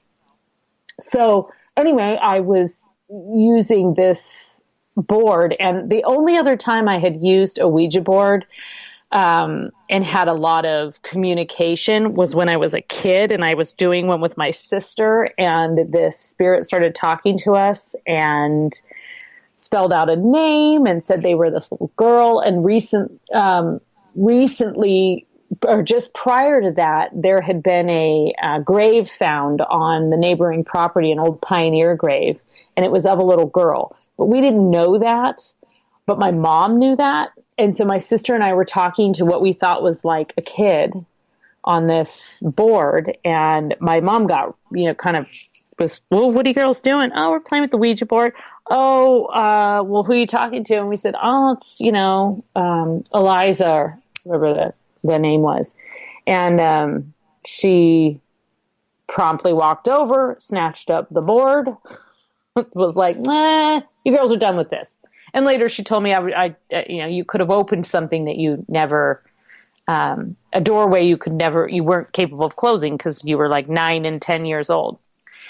So anyway, fast forward to me thinking I know everything and being in my early 20s and doing the Ouija board alone in the basement of a haunted Victorian mansion. Don't ask me why I thought this was a good idea, but it's just, you got to be Varla sometimes. So I was in the basement and I was using this board and I had candles lit and it started to move. And I don't know, part of me still feels like there was some kind of automatic writing happening with me, that I was channeling something, but it was that I was driving it as much as it was driving. And then it just started saying some very weird things and sort of spelling out strange words and some sexual connotations, which were very bizarre. And then I kind of took my hands off the planchette at one point and it flew off the board and kind of across the room. And I don't scare easily, but I cannot tell you, I don't even remember touching feet on the stairs. I was up out of that basement. I never even retrieved the board. I think I made, one of the other people that was, one of the guys that lived there go down and get it. And I didn't want it back. I don't actually know whatever happened to it. And I really haven't ever used one since, mostly because I didn't trust myself anymore. So, but I do think that was some kind of weird, like creepy, demonic thing in the dampness of this basement. It was very scary. You were definitely a product of your environment there. I mean, what was I even doing? I don't even know what the rationale was I can't remember what compelled me to do that. It wasn't like I was, chilling out, writing a novel or hanging out, making out with some guy. I was like sitting there alone, solemnly talking to a devilish creature on the Ouija board. It was really kind of sad, actually, when you think about it. Who was flagrantly hitting on you, too. Yeah, that's the worst part. Oh, story of my life. It's always a ghost. at least you still got it on the spirit side. You still got it. Yeah, nothing to complain about there. I'm big over there for sure. Absolutely. People know you over there. We've only got about 3.5 minutes here before we go to break at the top of the hour here. In regards to the way people take the Ouija board as purely evil, should not be played with it, even though Parker Brothers says 8 and up. It's safe to conjure demons from the age 8 and up. I don't think of the Ouija board as an evil thing. I think it's something you do need to be trained on. I think it's something that could be potentially dangerous. Do you believe then that there is a difference between the Ouija board and all of these different spirit boards that have been made? I think they're all essentially the same. It's the same thing. The Ouija board is the most common name. And that's what we all know because it was, patented and copyrighted by Parker Brothers. But there are many, many different forms of spirit boards, and they all they've been used for as long as we've been trying to figure out what's on the other side. But the common kind of parlor game really became popular after the Civil War in the United States. Mary Todd Lincoln used one in the White House, and that sort of set this precedent for people to feel that they could communicate via a medium and a tool with the dead, and not only communicate, but that the dead wanted to communicate with us and had messages for the living. And that was the rise of the spiritualist movement, especially in the United States and in the UK. It was very popular during that time. But in the United States, it seemed to be tied directly into a nation in mourning. And out of that extreme mourning came this extreme desire to connect with the spirit world. And it actually gave rise to a lot of the, most common things that the paranormal community still embraces today, including, seances and investigations, just looking for specific people, charlatans, truth-sayers, real mediums, psychics. And I think it also gave a lot of freedom to Victorian women of the time as well to really kind of break out of the mold of housewife or, married, upstanding citizen and become a famous psychic or famous medium. So it was very instrumental culturally in a lot of ways. And I don't think that the board, you could put a tarot deck in front of anyone, and if they know how to read it, any deck, you can put a deck of cards. If you know how to read it, you can read something into it. But just like with the second sight, I do think that certain people have that gift. And, I've got some psychic gifts, but I am not a medium. I've had readings with some pretty impressive mediums with, very detailed readings with things that do come to fruition in a eerily, accurate way. So I do think there are people that have that specific gift. And it doesn't really matter what they use. They can use a deck. They can use a board. It doesn't matter. Right. Varla Ventura is our guest tonight on Spaced Out Radio. Varla, I'm going to get you to hold on here because we're through 2 hours. We only have you for another 30 minutes tonight on Spaced Out Radio as we head into hour number 3. Varla's website is varlaventura.net. You're definitely going to want to check that out.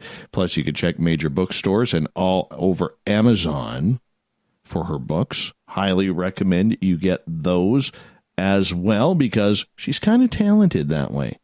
Kind of talented. Wouldn't you say, Varla? Kind of talented. I'm much better in print, yeah. All right. Varla's going to hold on. We got her for another 30 minutes here on Spaced Out Radio. Hour 3 is coming right around the corner.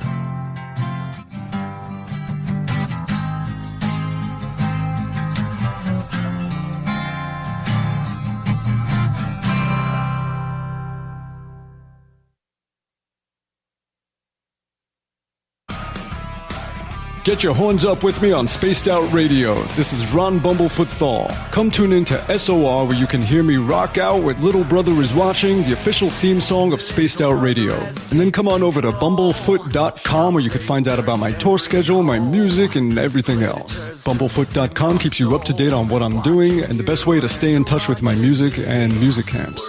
Sign up for my newsletter at bumblefoot.com and remember, Little Brother Is Watching. At spacedoutradio.com, we have a little bit of everything for you to stay up late. So while you're there, check out our SOR Newswire, where our team brings you stories of the weird and strange to the WTF from around the globe. News on Bigfoot, UFOs, paranormal, Darwinian-type crime tales. It's the stories that the mainstream media usually won't touch. Well, we got them all on the SOR Newswire, only at spacedoutradio.com. We all know on Spaced Out Radio we love a good beard and mustache, so why not take care of your facial hair with Mighty Moose Beard Oil? Made in Canada, we're taking care of beards and stashes around the world. We use 100% natural ingredients with our oils and balms to make your whiskers feel silky smooth. Use promo code SOR2019 at MightyMooseBeard.com today.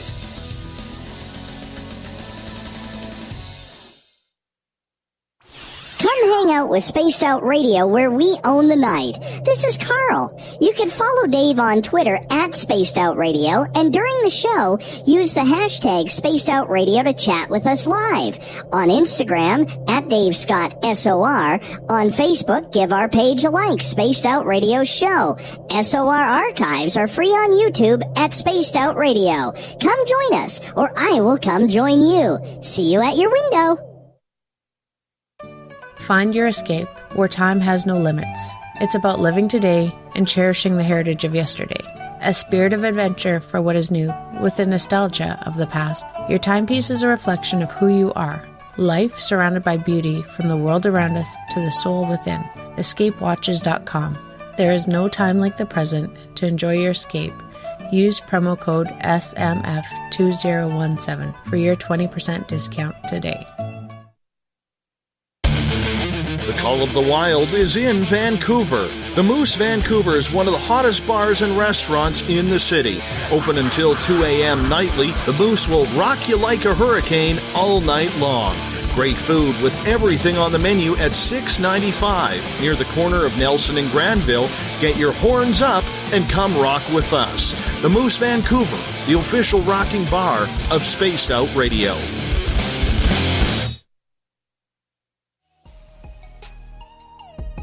Canada's largest UFO conference is ready to roll in Toronto this September 21st and 22nd at the Alien Cosmic Expo. This year is about the experience. Listen to the stories of Dave Scott, Travis Walton, Paula Harris, Grant Cameron, Ryan Stacey, Richard Dolan, Leslie Mitchell-Clark, and more. Get your tickets now at aliencosmicexpo.com.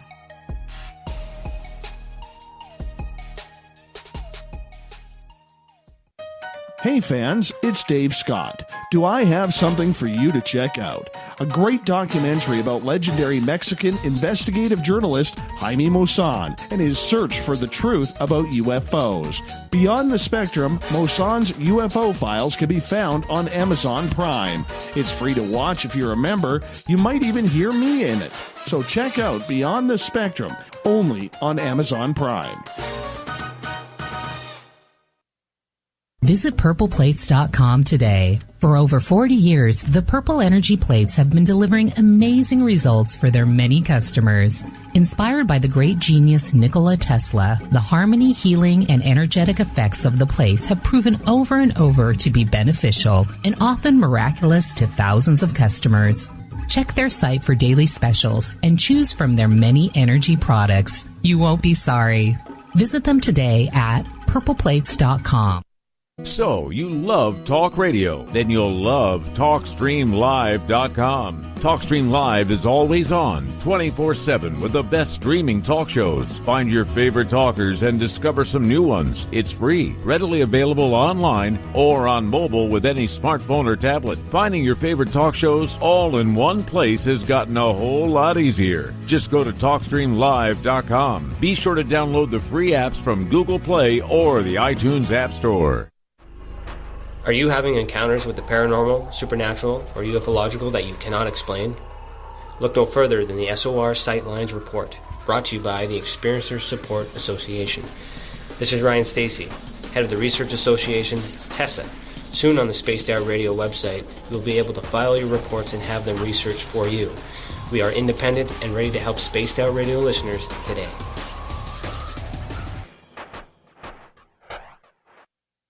From the mile-high mountains of Colorado to all of you around the world, this is Tessa Nicole Thomas, and I invite you to stick around spacedoutradio.com for Saturday and Sunday nights where I host Spaced Out Weekend.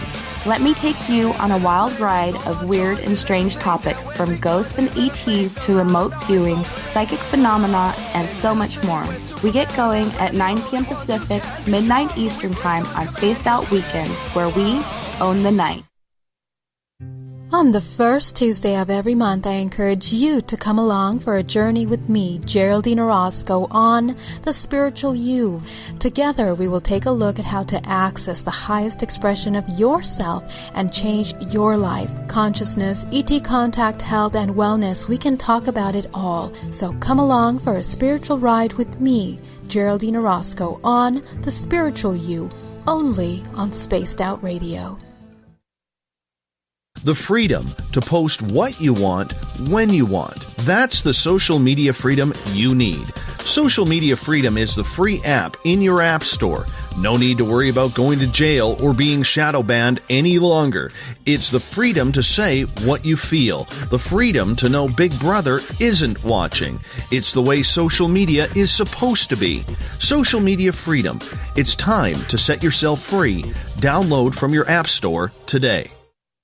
We are getting ready to relaunch the SOR Space Travelers Club at spacedoutradio.com. For $5 a month, you can join us for a plethora of features found nowhere else. Hang out in a private chat room during the show and after party. You can check out some exclusive content and a store specifically for you, as well as a private listener forum where you can post your thoughts, stories, and pictures. The SOR Space Travelers Club, coming soon to spacedoutradio.com. Come get spooked at the 4th Annual Forest Moon Paracon in Cedar-Woolley, Washington, Saturday, September 28th. UFOs, ghosts, aliens, Bigfoot. Speakers include Mike Morin and Jason Jordan, R. Keith Andrews, and Dave Scott from Spaced Out Radio, and so much more.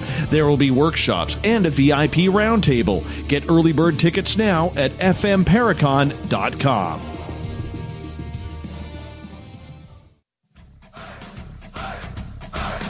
Would you like to connect with us? Head to spacedoutradio.com for all your latest show info. Now, back to Dave Scott and SOR. Third and final hour of Spaced Out Radio is underway tonight. I am your host, Dave Scott. Thank you so much for being with us. Tomorrow night on the show, we get into mainstream media and their ideas of ufology right now. Cheryl Costa is our guest. 9:06 Pacific, 12:06 a.m. Eastern at spacedoutradio.com. Hi to everyone listening in on KZFX 93.7 FM in Ridgecrest, California, WQEE 99.1 FM in Noonan, Georgia, KDNF AM 1560 in Dangerfield, Texas, UPRN 107.7 FM in New Orleans, and KDUN AM 1030 in Reedsport, Oregon. On the digital side, hi to everyone listening in on the Kingdom of Nye Radio and Revolution Radio. Thank you so much for tuning us in. Don't forget, all of our archives are free at youtube.com/Spaced Out Radio. Just do me the favor, hit that subscribe button. The Desert Clam has set the password for tonight in the SOR Space Travelers Club. I don't even know what this is. Matutopia. Or is it Tolipi? One of the two. The Clam sets a password each and every night right here on Spaced Out Radio. Our website is spacedoutradio.com, where you can read up on Captain Shirk's SOR Newswire, listen to the show live. The Gavinator will have new features coming very, very soon. For the final time tonight, we introduce Varla Ventura. Yes, varlaventura.net is her website. You can also find all of her books in major bookstores and on Amazon, if you have an Amazon account. So make sure you go pick some up. They're really, really good reads. Don't do the Kindle thing. Actually buy the book. It's way more fun. Way more fun. Varla, welcome back to the show. Thank you. I'll give one other plug for my books. They all have a very nice, we call it in the industry, we call it a matte finish, and they make excellent mouse pads for your mouse, for your computer. They slide around and glide around really nicely. So they're not just for your coffee table. You can keep them on your desk and you can touch them. They're very smooth. They feel very nice. That's why you need to have the book in your hand, and you'll see what I mean. I won't sound like such a freak. From our chat room, stroking my books. brand new listener to our chat room, Terry, she is asking, Varla, do you know of a book or website or other where she could learn more about spirit orbs and soul orbs? Ooh, that's a good question. Let me think. I first became introduced to orbs. I think I actually worked on a book with someone who had pictures of orbs in the book, and that was the first time I had ever seen them. I was editing a book for them, and I had never actually seen. I had seen pictures like on the internet, but I hadn't actually seen someone's photo. And I'm trying to remember what the name of the book was now, because it was like 20 years ago I was working on it. I have a little bit on my website about orbs. I would say that there are a couple of really pretty well researched. If you type in author plus orbs into Google, you'll probably find this book. But there are a couple of beautiful. Let me see. If I look on my website, actually, if you look on my website and you go to the section where there's interviews there's a woman named Barbara DeLong, who is an incredible psychic. And I think she has some stuff on her website about that. And some of just a couple of those other recent interviews that I've had there, not that the orbs came up in the interview I had with them, but they have information on their websites. And I'd be happy to post a couple of my resources as well that I've come across over the years. I have to dig through some of my books to find that book that I worked on. I don't even remember the author's name. It was one of the first sort of paranormal books I ever edited. So we're going way in the way back machine. But I would definitely be cautious with photos that you see online. It's pretty easy to fake an orb in a photograph, probably more so. I mean, more so than a lot of the other things that you could fake. So I would exercise caution in the images, but, who are those? Who's that father and son? They're in like upstate. Let's say they're in like upstate New York. Let me just think, and it'll pop into my head, and I'll tell you their names, because they have. Let me look at my email, because they sent me some pictures, and they have a lot of spirit orb stuff.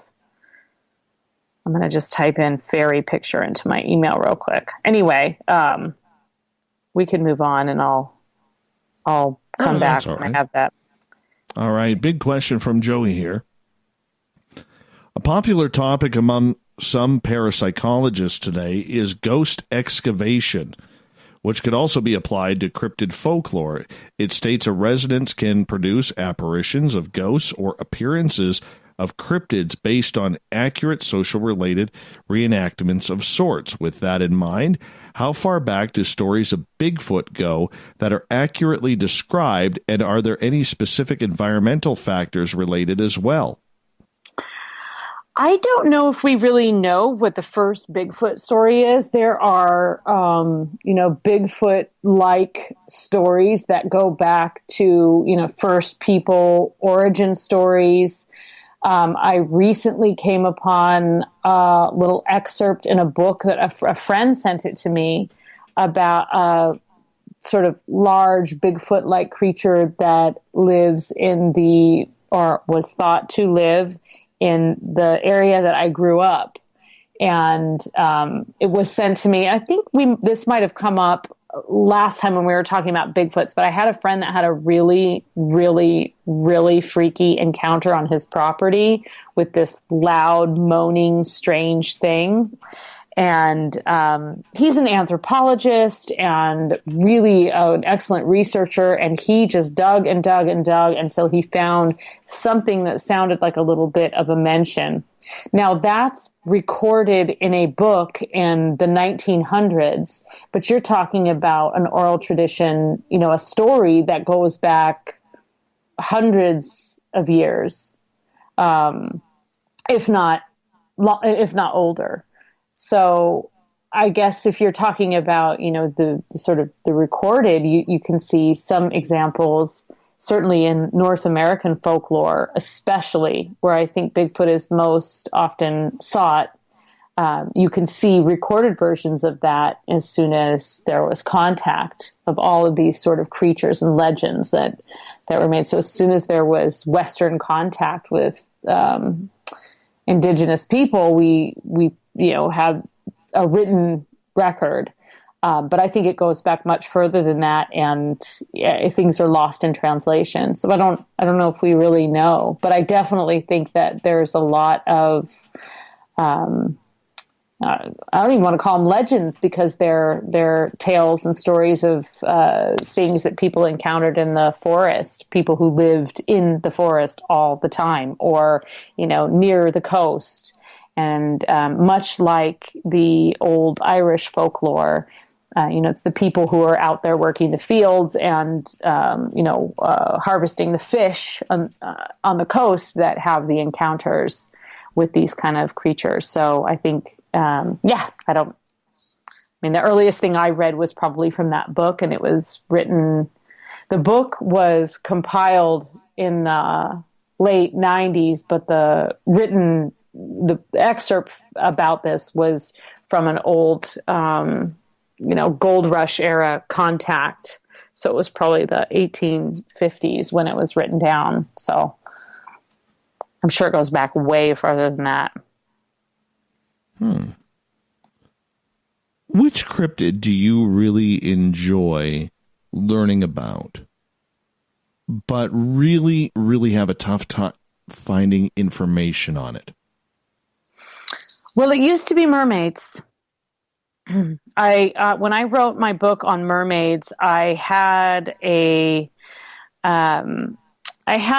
didn't have a hard time finding folklore about mermaids, but I had a hard time finding, like, when you in other books that I had written prior to that, I always had a few chapters on ghost stories and encounters and freaky stories people had told me over the years, abduction stories, things like that.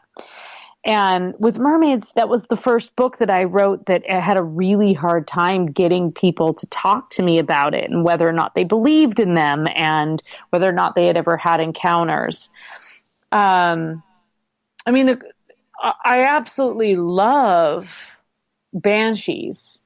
There's quite a bit of folklore on Banshees. I've been told more stories.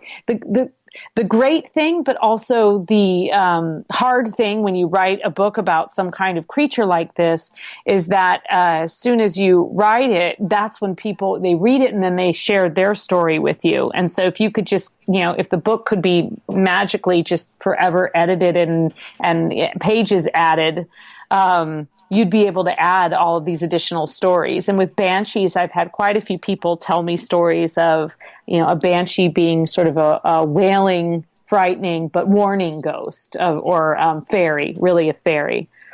So Banshees were tougher. I think that there are certainly a few fairy creatures that are a little more obscure.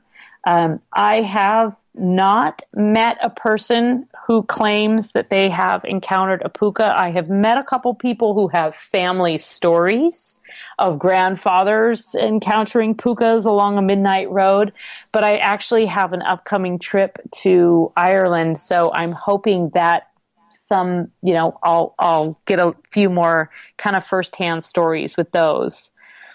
So I guess it depends, if the research is on folklore and the, beautiful stories and history, there's a lot of information out there. And there's, tons of beautiful old books from especially the Victorian era people were really gathering a lot of these fairy and folk and cryptid stories.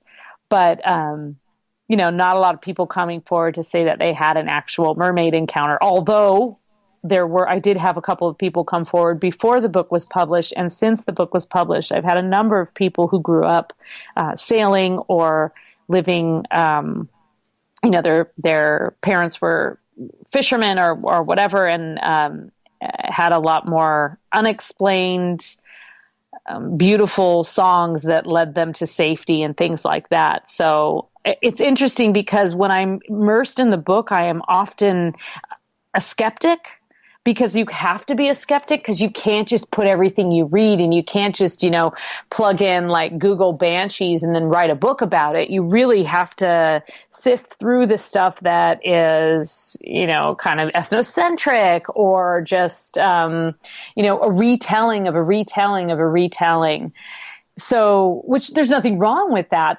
It's fine, but you have to really put on your very, very most cynical eye, which sounds funny to be writing a book about fairies and be cynical, but you really have to be, in order to make sure that what you're putting in there is, of a certain credibility, and why you're choosing to put it in your book, that you have a reason for that. But, then you finish the book and suddenly you're a believer again. And then everybody comes forward and says, oh yeah, that happened to me too. But there's a period of time when I'll be totally honest, halfway through a couple of these books, I just thought, this cannot be. And I certainly encountered quite a few things that made me start doubting if that description that I had read in a different passage was even accurate.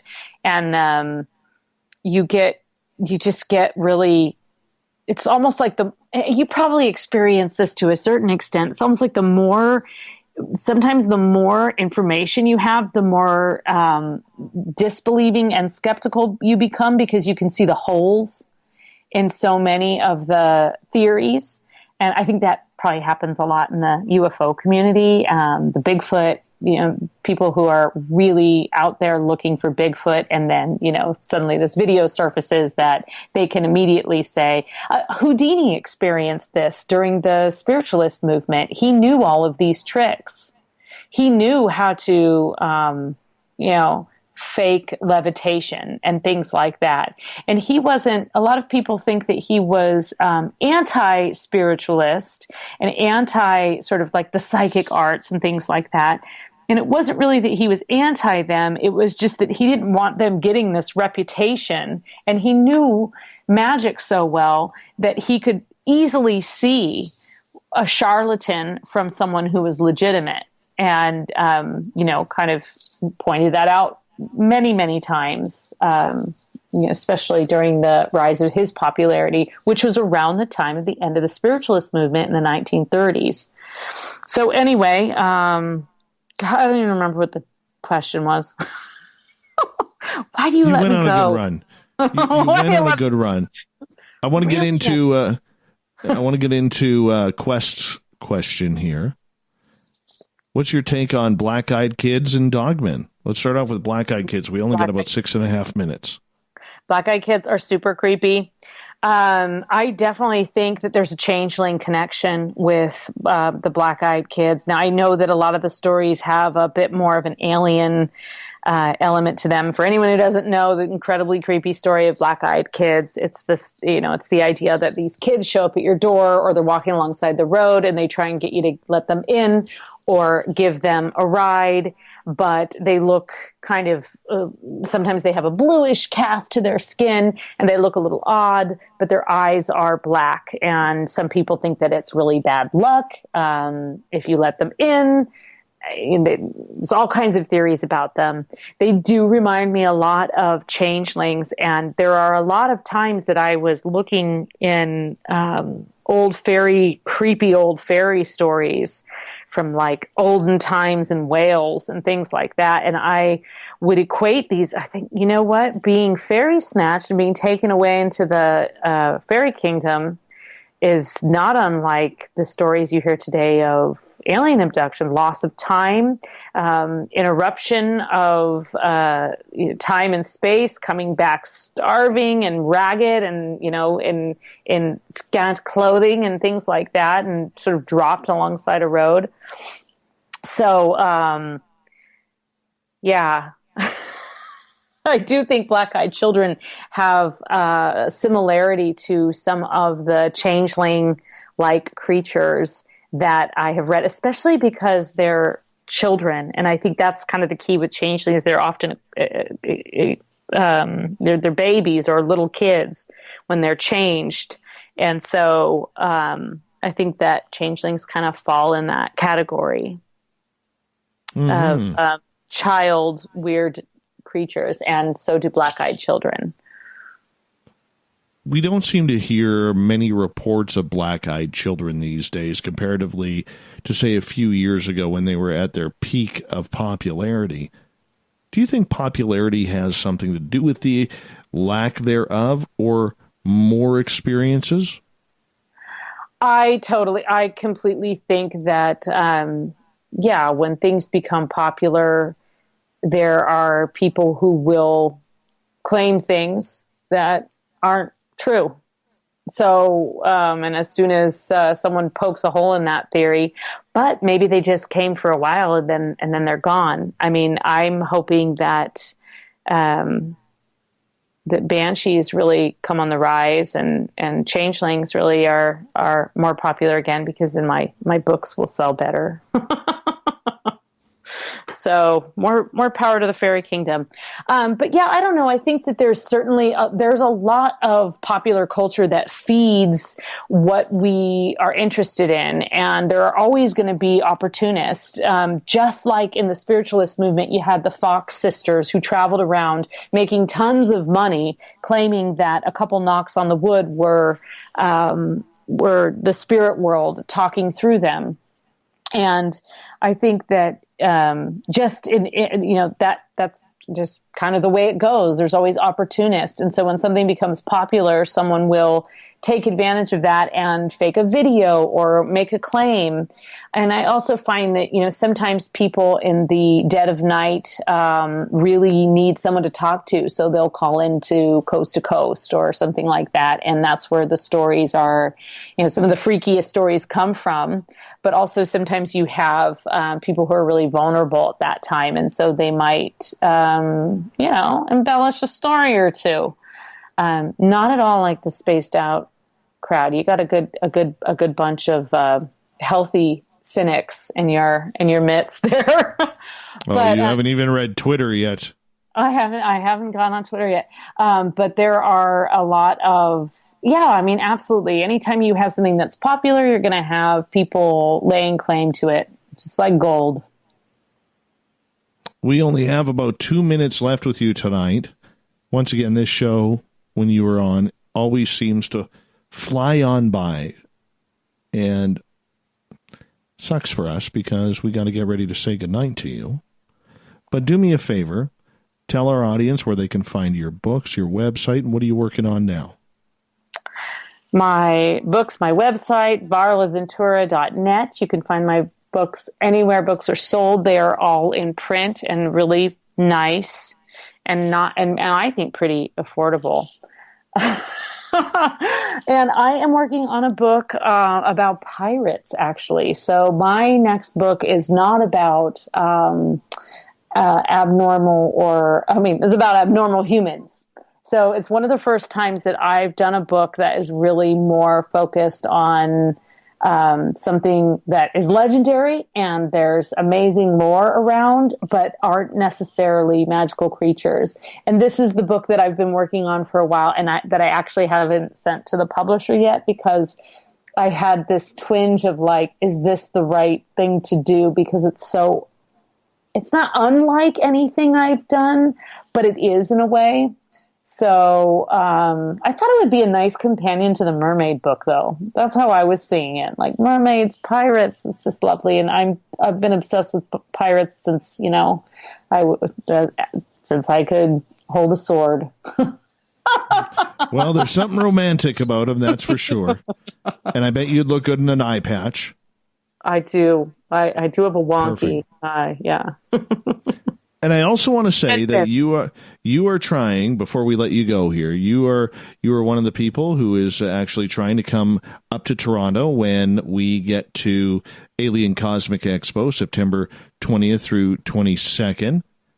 And so if Varla can make it, you want to come hang out with us, go get your tickets for Alien Cosmic Expo, because we're going to be sharing some stories after the conference is over at night, hanging on out, chatting with a bunch of people. So hopefully you'll be there. Varla, thank you so much and have a great night. Thank you for having me once again. Anytime. Varla Ventura, everybody. She'll be back in a couple of months. And we have the SOR News Wire and the Thought of the Day coming up next.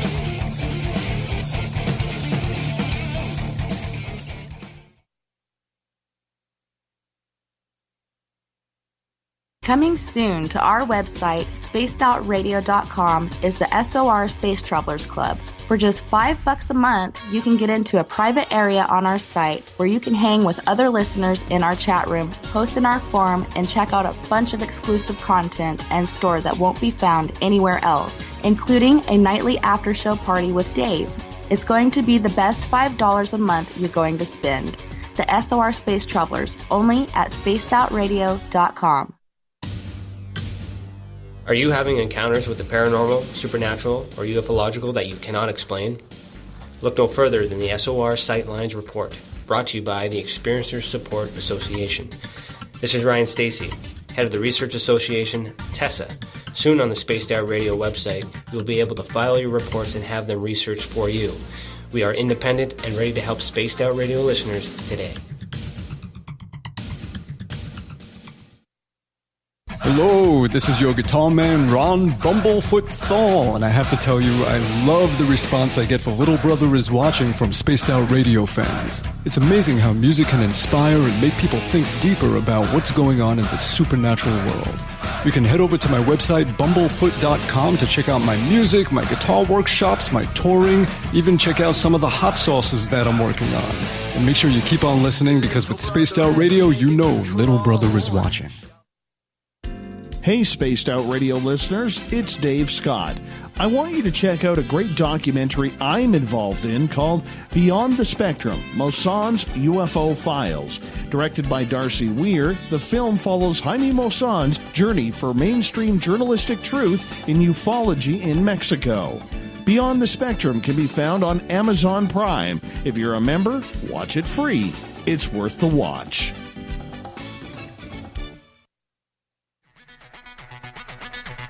Come get spooked at the 4th Annual Forest Moon Paracon in Cedar-Woolley, Washington, Saturday, September 28th. UFOs, ghosts, aliens, Bigfoot. Speakers include Mike Morin and Jason Jordan, R. Keith Andrews, and Dave Scott from Spaced Out Radio, and so much more. There will be workshops and a VIP roundtable. Get early bird tickets now at fmparacon.com.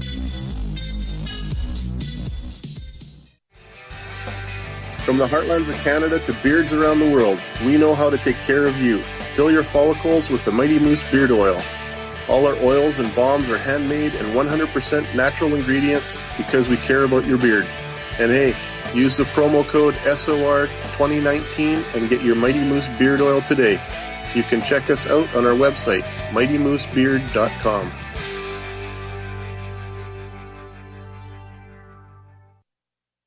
Heading to Vancouver and looking for a night on the town? The Moose Vancouver is the bar that never stops rocking until 2 a.m. every night. The Moose has great food with everything on the menu from $6.95 to $8.95. Fantastic, vibrant staff and rock and roll that will bring you back to when the music was real, the hair was long, and the guitars were rocking. Get your party on at the Moose Vancouver, the official party bar of Spaced Out Radio. A timepiece is a reflection of who you are, and what better way to show off the real you than with an Escape watch? Escape is a lifestyle brand accessorizing your days and nights. Choose to escape and create the life of discovery that you deserve.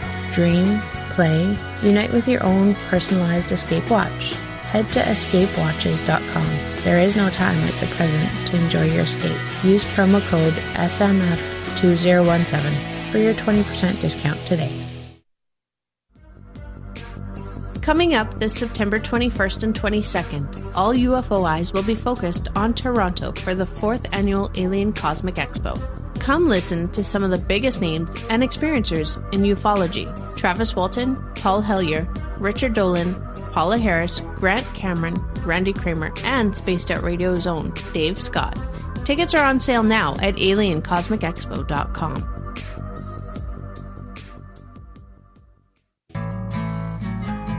Looking for a place to advertise at a very reasonable cost? Look no further than Spaced Out Radio. SpacedOutRadio.com has an advertising tab that you can click to check out our daily, weekly, and monthly packages to play on the radio, or our website including social media. From commercial spots to banners, we have it all. Check out our competitive pricing today.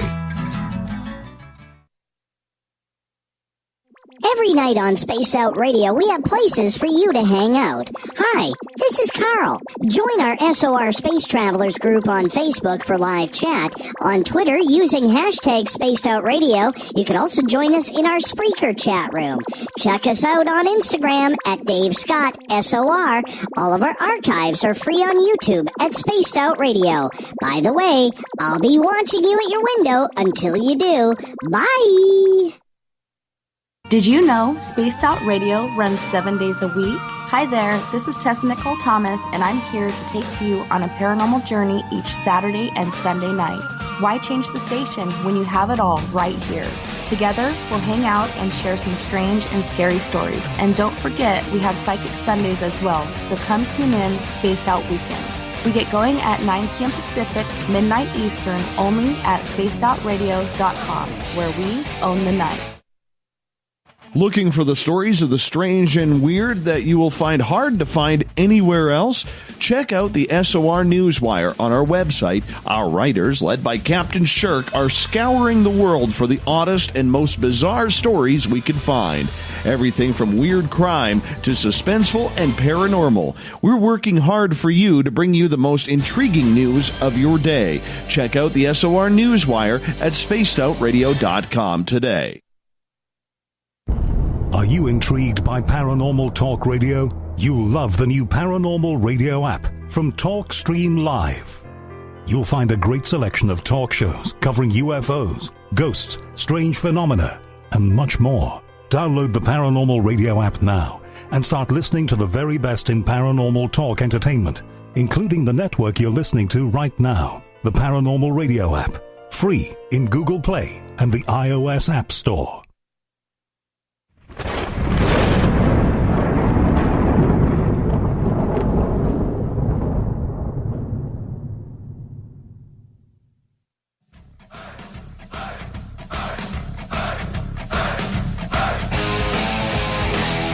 We've rounded third. We're heading for home tonight on Spaced Out Radio. I am your host, Dave Scott, sitting in the captain's chair of SOR headquarters. Thank you so much for being with us.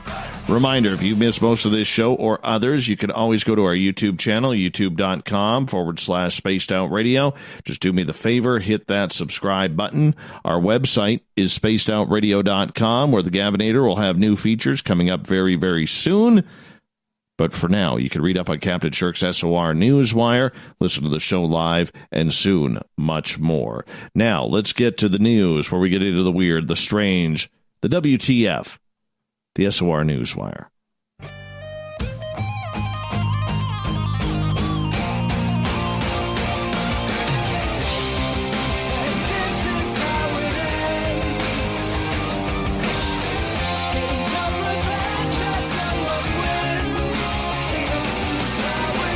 The news is always changing, which is why we bring you the SOR Newswire at the back end of every show, where we get into the weird, the strange. It's a very oddball stories. We're going to start off over in the United Kingdom at Buckingham Palace. Yes, an intruder was on the loose in the Queen's Palace at 2 o'clock this morning, UK time, while the Queen was just sleeping feet away. The man, 22 years old, was able to scale a fence at the front of the building to get inside the 93-year-old monarch's home, where he was able to attempt to bang down the doors of the residence. Sources say it took police on site about 4 minutes to apprehend him while he tried to assess whether or not he was armed, causing panic within the palace about the massive security breach. There are fears the man was attempting a copycat operation of Michael Fagan, who was famously able to enter the Queen's bedroom almost 37 years ago to the day. One royal insider revealed there was an intruder at the palace while the Queen lay sleeping in her bed, and he was on the loose for a good few minutes before the cops arrested him. He was determined to get inside the palace and was banging down doors, but Thank goodness. This time, everything was locked up. So how is this possible? The royal standard flag was flying at the palace, prompting the suggestion the intruder knew the queen was at home and may have been trying to access her bedroom. Another source said the intruder got into the palace almost 37 years ago to the day since Michael Fagan. There is a genuine theory and a very real fear that it could have been a copycat operation. The police eventually detained him under the Mental Health Act, but they have to ask some serious questions about how he got on and how he had so long to roam free. Oh, you know the Queen is not going to be happy about this. Not going to be happy about this at all. All right, moving on. Cute story out of Buffalo, New York, as the Buffalo Zoo is introducing a brand new baby rhinoceros born in June after a 16-month pregnancy. The zoo announced today that the baby's name is Mohan, which means fascinating or charming. His name was chosen by the public through a survey that gave 4 names to choose from. Otherwise, he would have been either Howie, Raj, or Ollie. Mohan is the 4th calf born to Tashi and her 2nd via artificial insemination. He will be introduced to the public on Friday. The zoo says only one other great one-horned rhino has given birth via artificial insemination. That was at Zoo Miami, home of Mohan's father, Suru. The great one-horned rhino was almost extinct until conservation efforts helped the population rebound to about 3,500 in India and Nepal. It is still considered very vulnerable. Happy birthday, Mohan. Let's go back to the UK for a second, because the Annabelle doll will be able to be seen in Cardiff this weekend.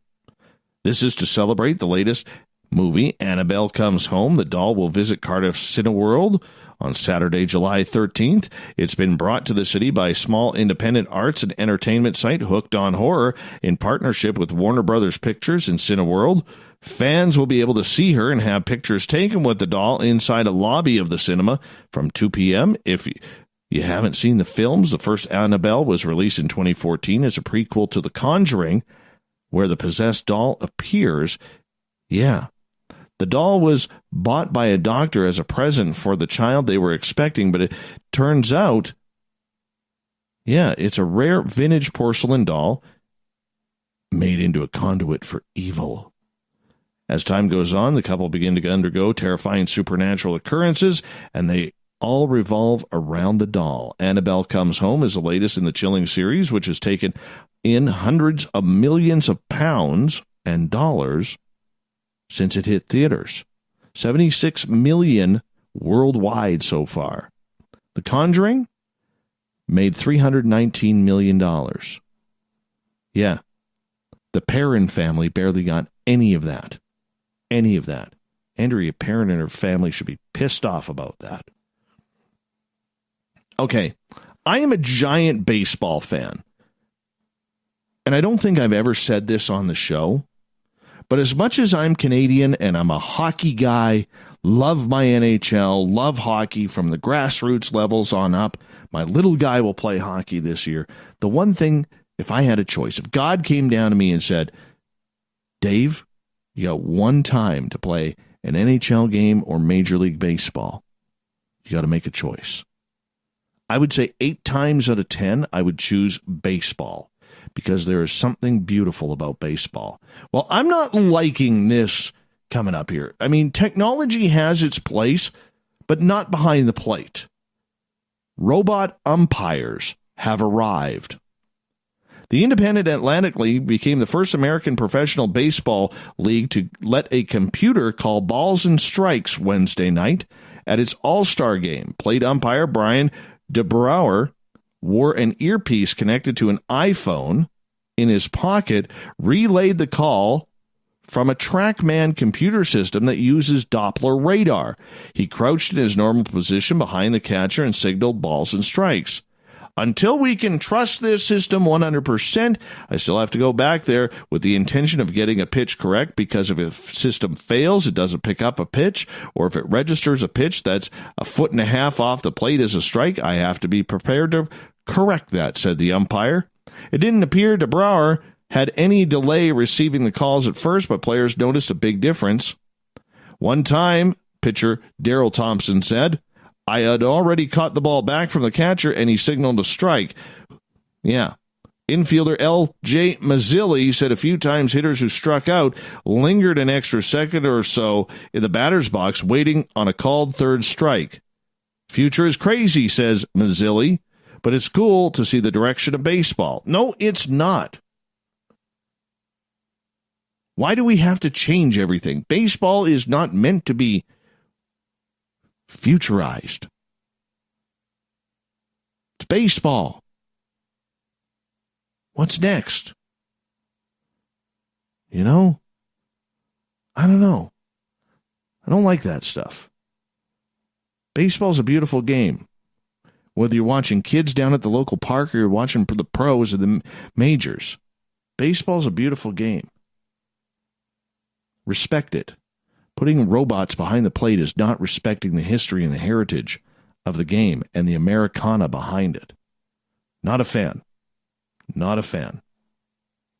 All right. I don't know if you guys saw this, but a 4K remaster of the infamous Patterson-Gimlin footage of the Bigfoot has been posted online. Filmed in 1967 originally, the Patterson-Gimlin film has long remained the most hotly debated and tantalizing piece of footage ever recorded of the Bigfoot phenomena. The video, which offers a clear view of a large bipedal ape-like creature walking along a creek bed, soon became world famous and has attracted attention of enthusiasts and critics alike. Now, in a renewed bid to obtain the clearest possible version of the controversial video, YouTuber Bigfoot Al has used modern software to stabilize and remaster the footage in 4K.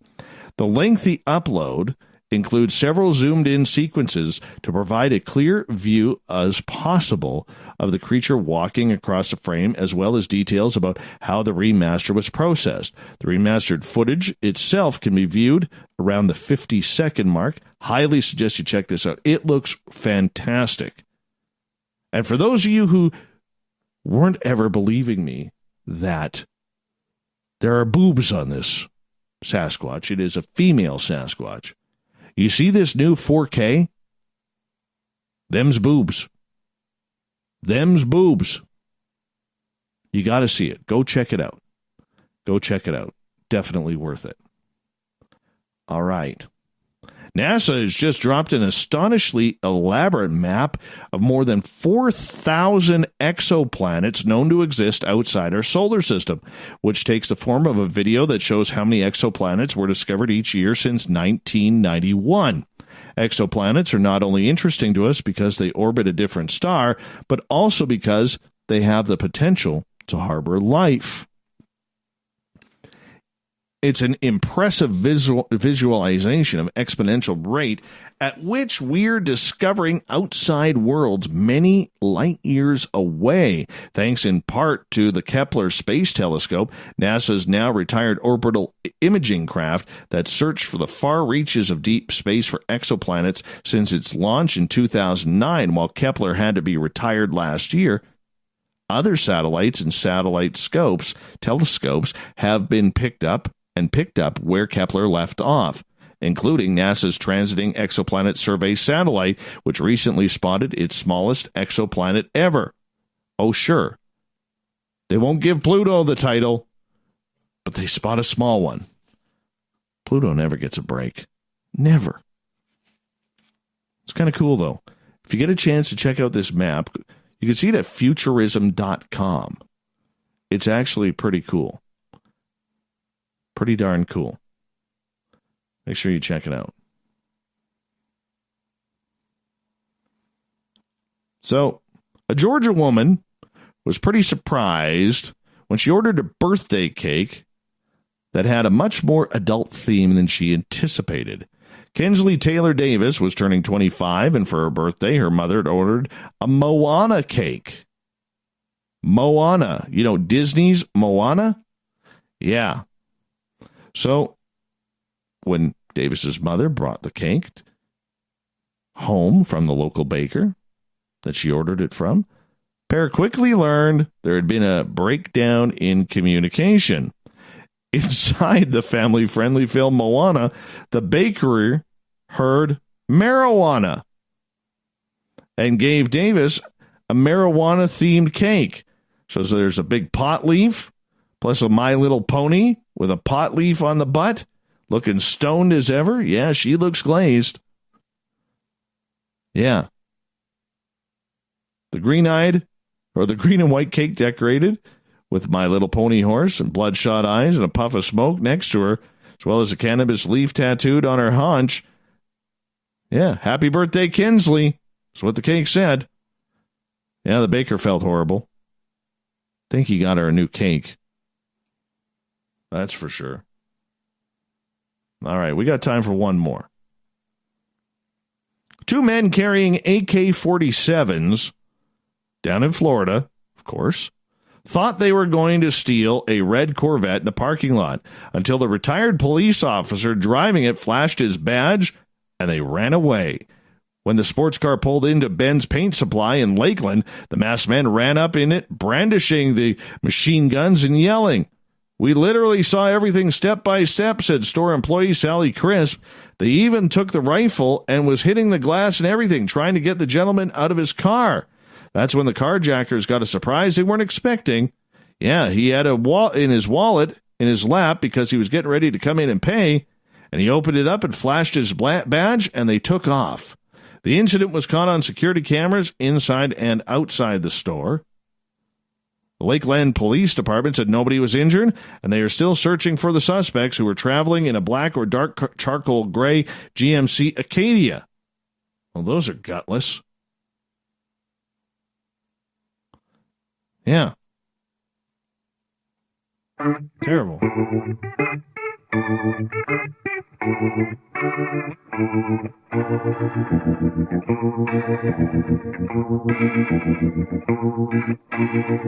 Thought of the Dave happens every night at this time, where we post a question on our Facebook and Twitter pages, then read your responses on the air because we love the audience participation around here. Thought of the Dave is as follows. If you want to check it on out. Are cryptid creatures spiritual or physical entities? What's your thoughts? What do you think? Well, let's hear what you think, shall we? All right, let's do it. Let us do it. Cody, my opinion suggests that all cryptids are physical. Kevin, it really depends on who you ask. I have spoken to elders from native peoples, and one will say physical and the other will say spiritual, and honoring of the elders, you have to trust that both are true.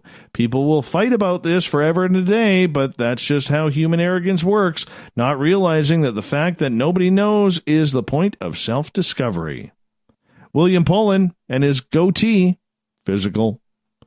Oh, just had to give the physical. Let's get physical, man. Let's get physical. Let me hear your body talk. Body talk. Thanks, William. All right. Sylvia believes they're physical as well. John thinks they're tulpas. Thank you, John. Robin, I think it depends with the cryptid we are talking about. It could be possible that some may be possible to be spiritual and physical. Go back to the spiritual. There are many cryptids out there that we don't know about yet, and some we do. Earth has been around for a long time. Who knows what's on it? A new cryptid can be made as we are speaking. Interesting thoughts. Mark believes they could be both. Thank you for listening to us on Kingdom of Nye Radio. Nikki, both physical and spiritual. Neil believes they're both, as does Alfred. Same as Bill Hauser. He'll be on next Monday. Michelle, physical, but some may have the ability to cross over to this dimension from another, depending which creature is being discussed. John believes they're physical. Yeah. Michael, we call him the Pen Man. I believe they are physical. I do have some questions about Sasquatch. Double Bobby. I think most of them are a bunch of fairies. Sorry, fae people.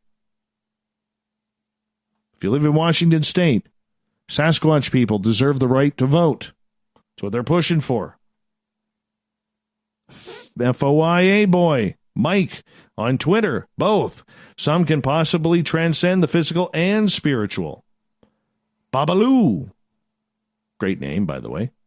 I think there could be both physical and astral entities. There are some crazy creatures lurking in the lower astral realms, waiting for portals to open, just like in Stranger Things. Anthony, the tattoo man, believes they're both. Eric, shape-shifting gives you the best of both worlds, especially at a good Las Vegas strip club. What do you mean by that? What do you mean? Who's gone there? Who goes to Vegas and goes to those type of parlors? Creeps in the night. Both, like all things. Miss Fish, all of the above with some tulpas and a few travelers thrown in the mix. Last one. David, they're just misunderstood people who have left the cities. And on that note, we say thank you to everybody on Twitter and Facebook for participating in the Thought of the Day. We'll do it all again tomorrow night. What a lot of fun that one was. Big thanks to Captain Shirk for putting our news together for the SOR Newswire, which could be found at spacedoutradio.com, and to Varla Ventura for coming on in for our Cryptid World. It happens every couple of months. She'll be back in September. We may talk a little bit of pirates about then. We'll see. Wherever she wants to go. That's kind of the way we'll do it. Yeah. Why not? Varla's website, by the way, varlaventura.net. And make sure you do me a favor and you go on over to her Amazon page. Go get her books. Very, very well worth it. She is a fantastic writer. I don't just say that because she's on the show, but she's darn good. She is very good. Tomorrow night on the show, we're going to finish off the week talking some ufology. We're going to talk a little bit about the media, the mainstream. Have they covered the UFO topic to the best of their abilities? I don't think so. That's a personal opinion. But we're going to get heavily into it tomorrow night because Cheryl Costa is going to join us. She has done some fantastic research on this topic. Talks all across the United States about it. 9:06 Pacific, 12:06 a.m. Eastern at spacedoutradio.com. We got Mr. Ron Bumblefoot Thal rocking in the background with Little Brother is Watching. Bumblefoot is the official music of Spaced Out Radio, rocking us in and out of every single show. Get your horns up for the guitar god himself. Special thanks to everyone listening in at home, in your cars, at work, on Spreaker, in the SOR Space Travelers Club on Facebook, Revolution Radio's chat room, and on Twitter at #SpacedOutRadio, wherever you may be. Please remember this show is copyright by Spaced Out Radio and SOR Media Ventures Limited.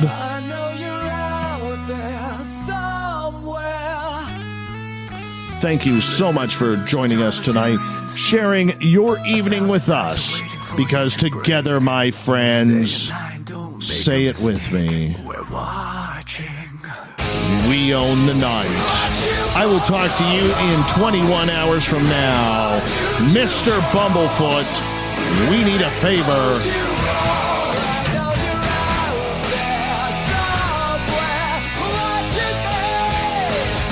We need you to take us home. Good night.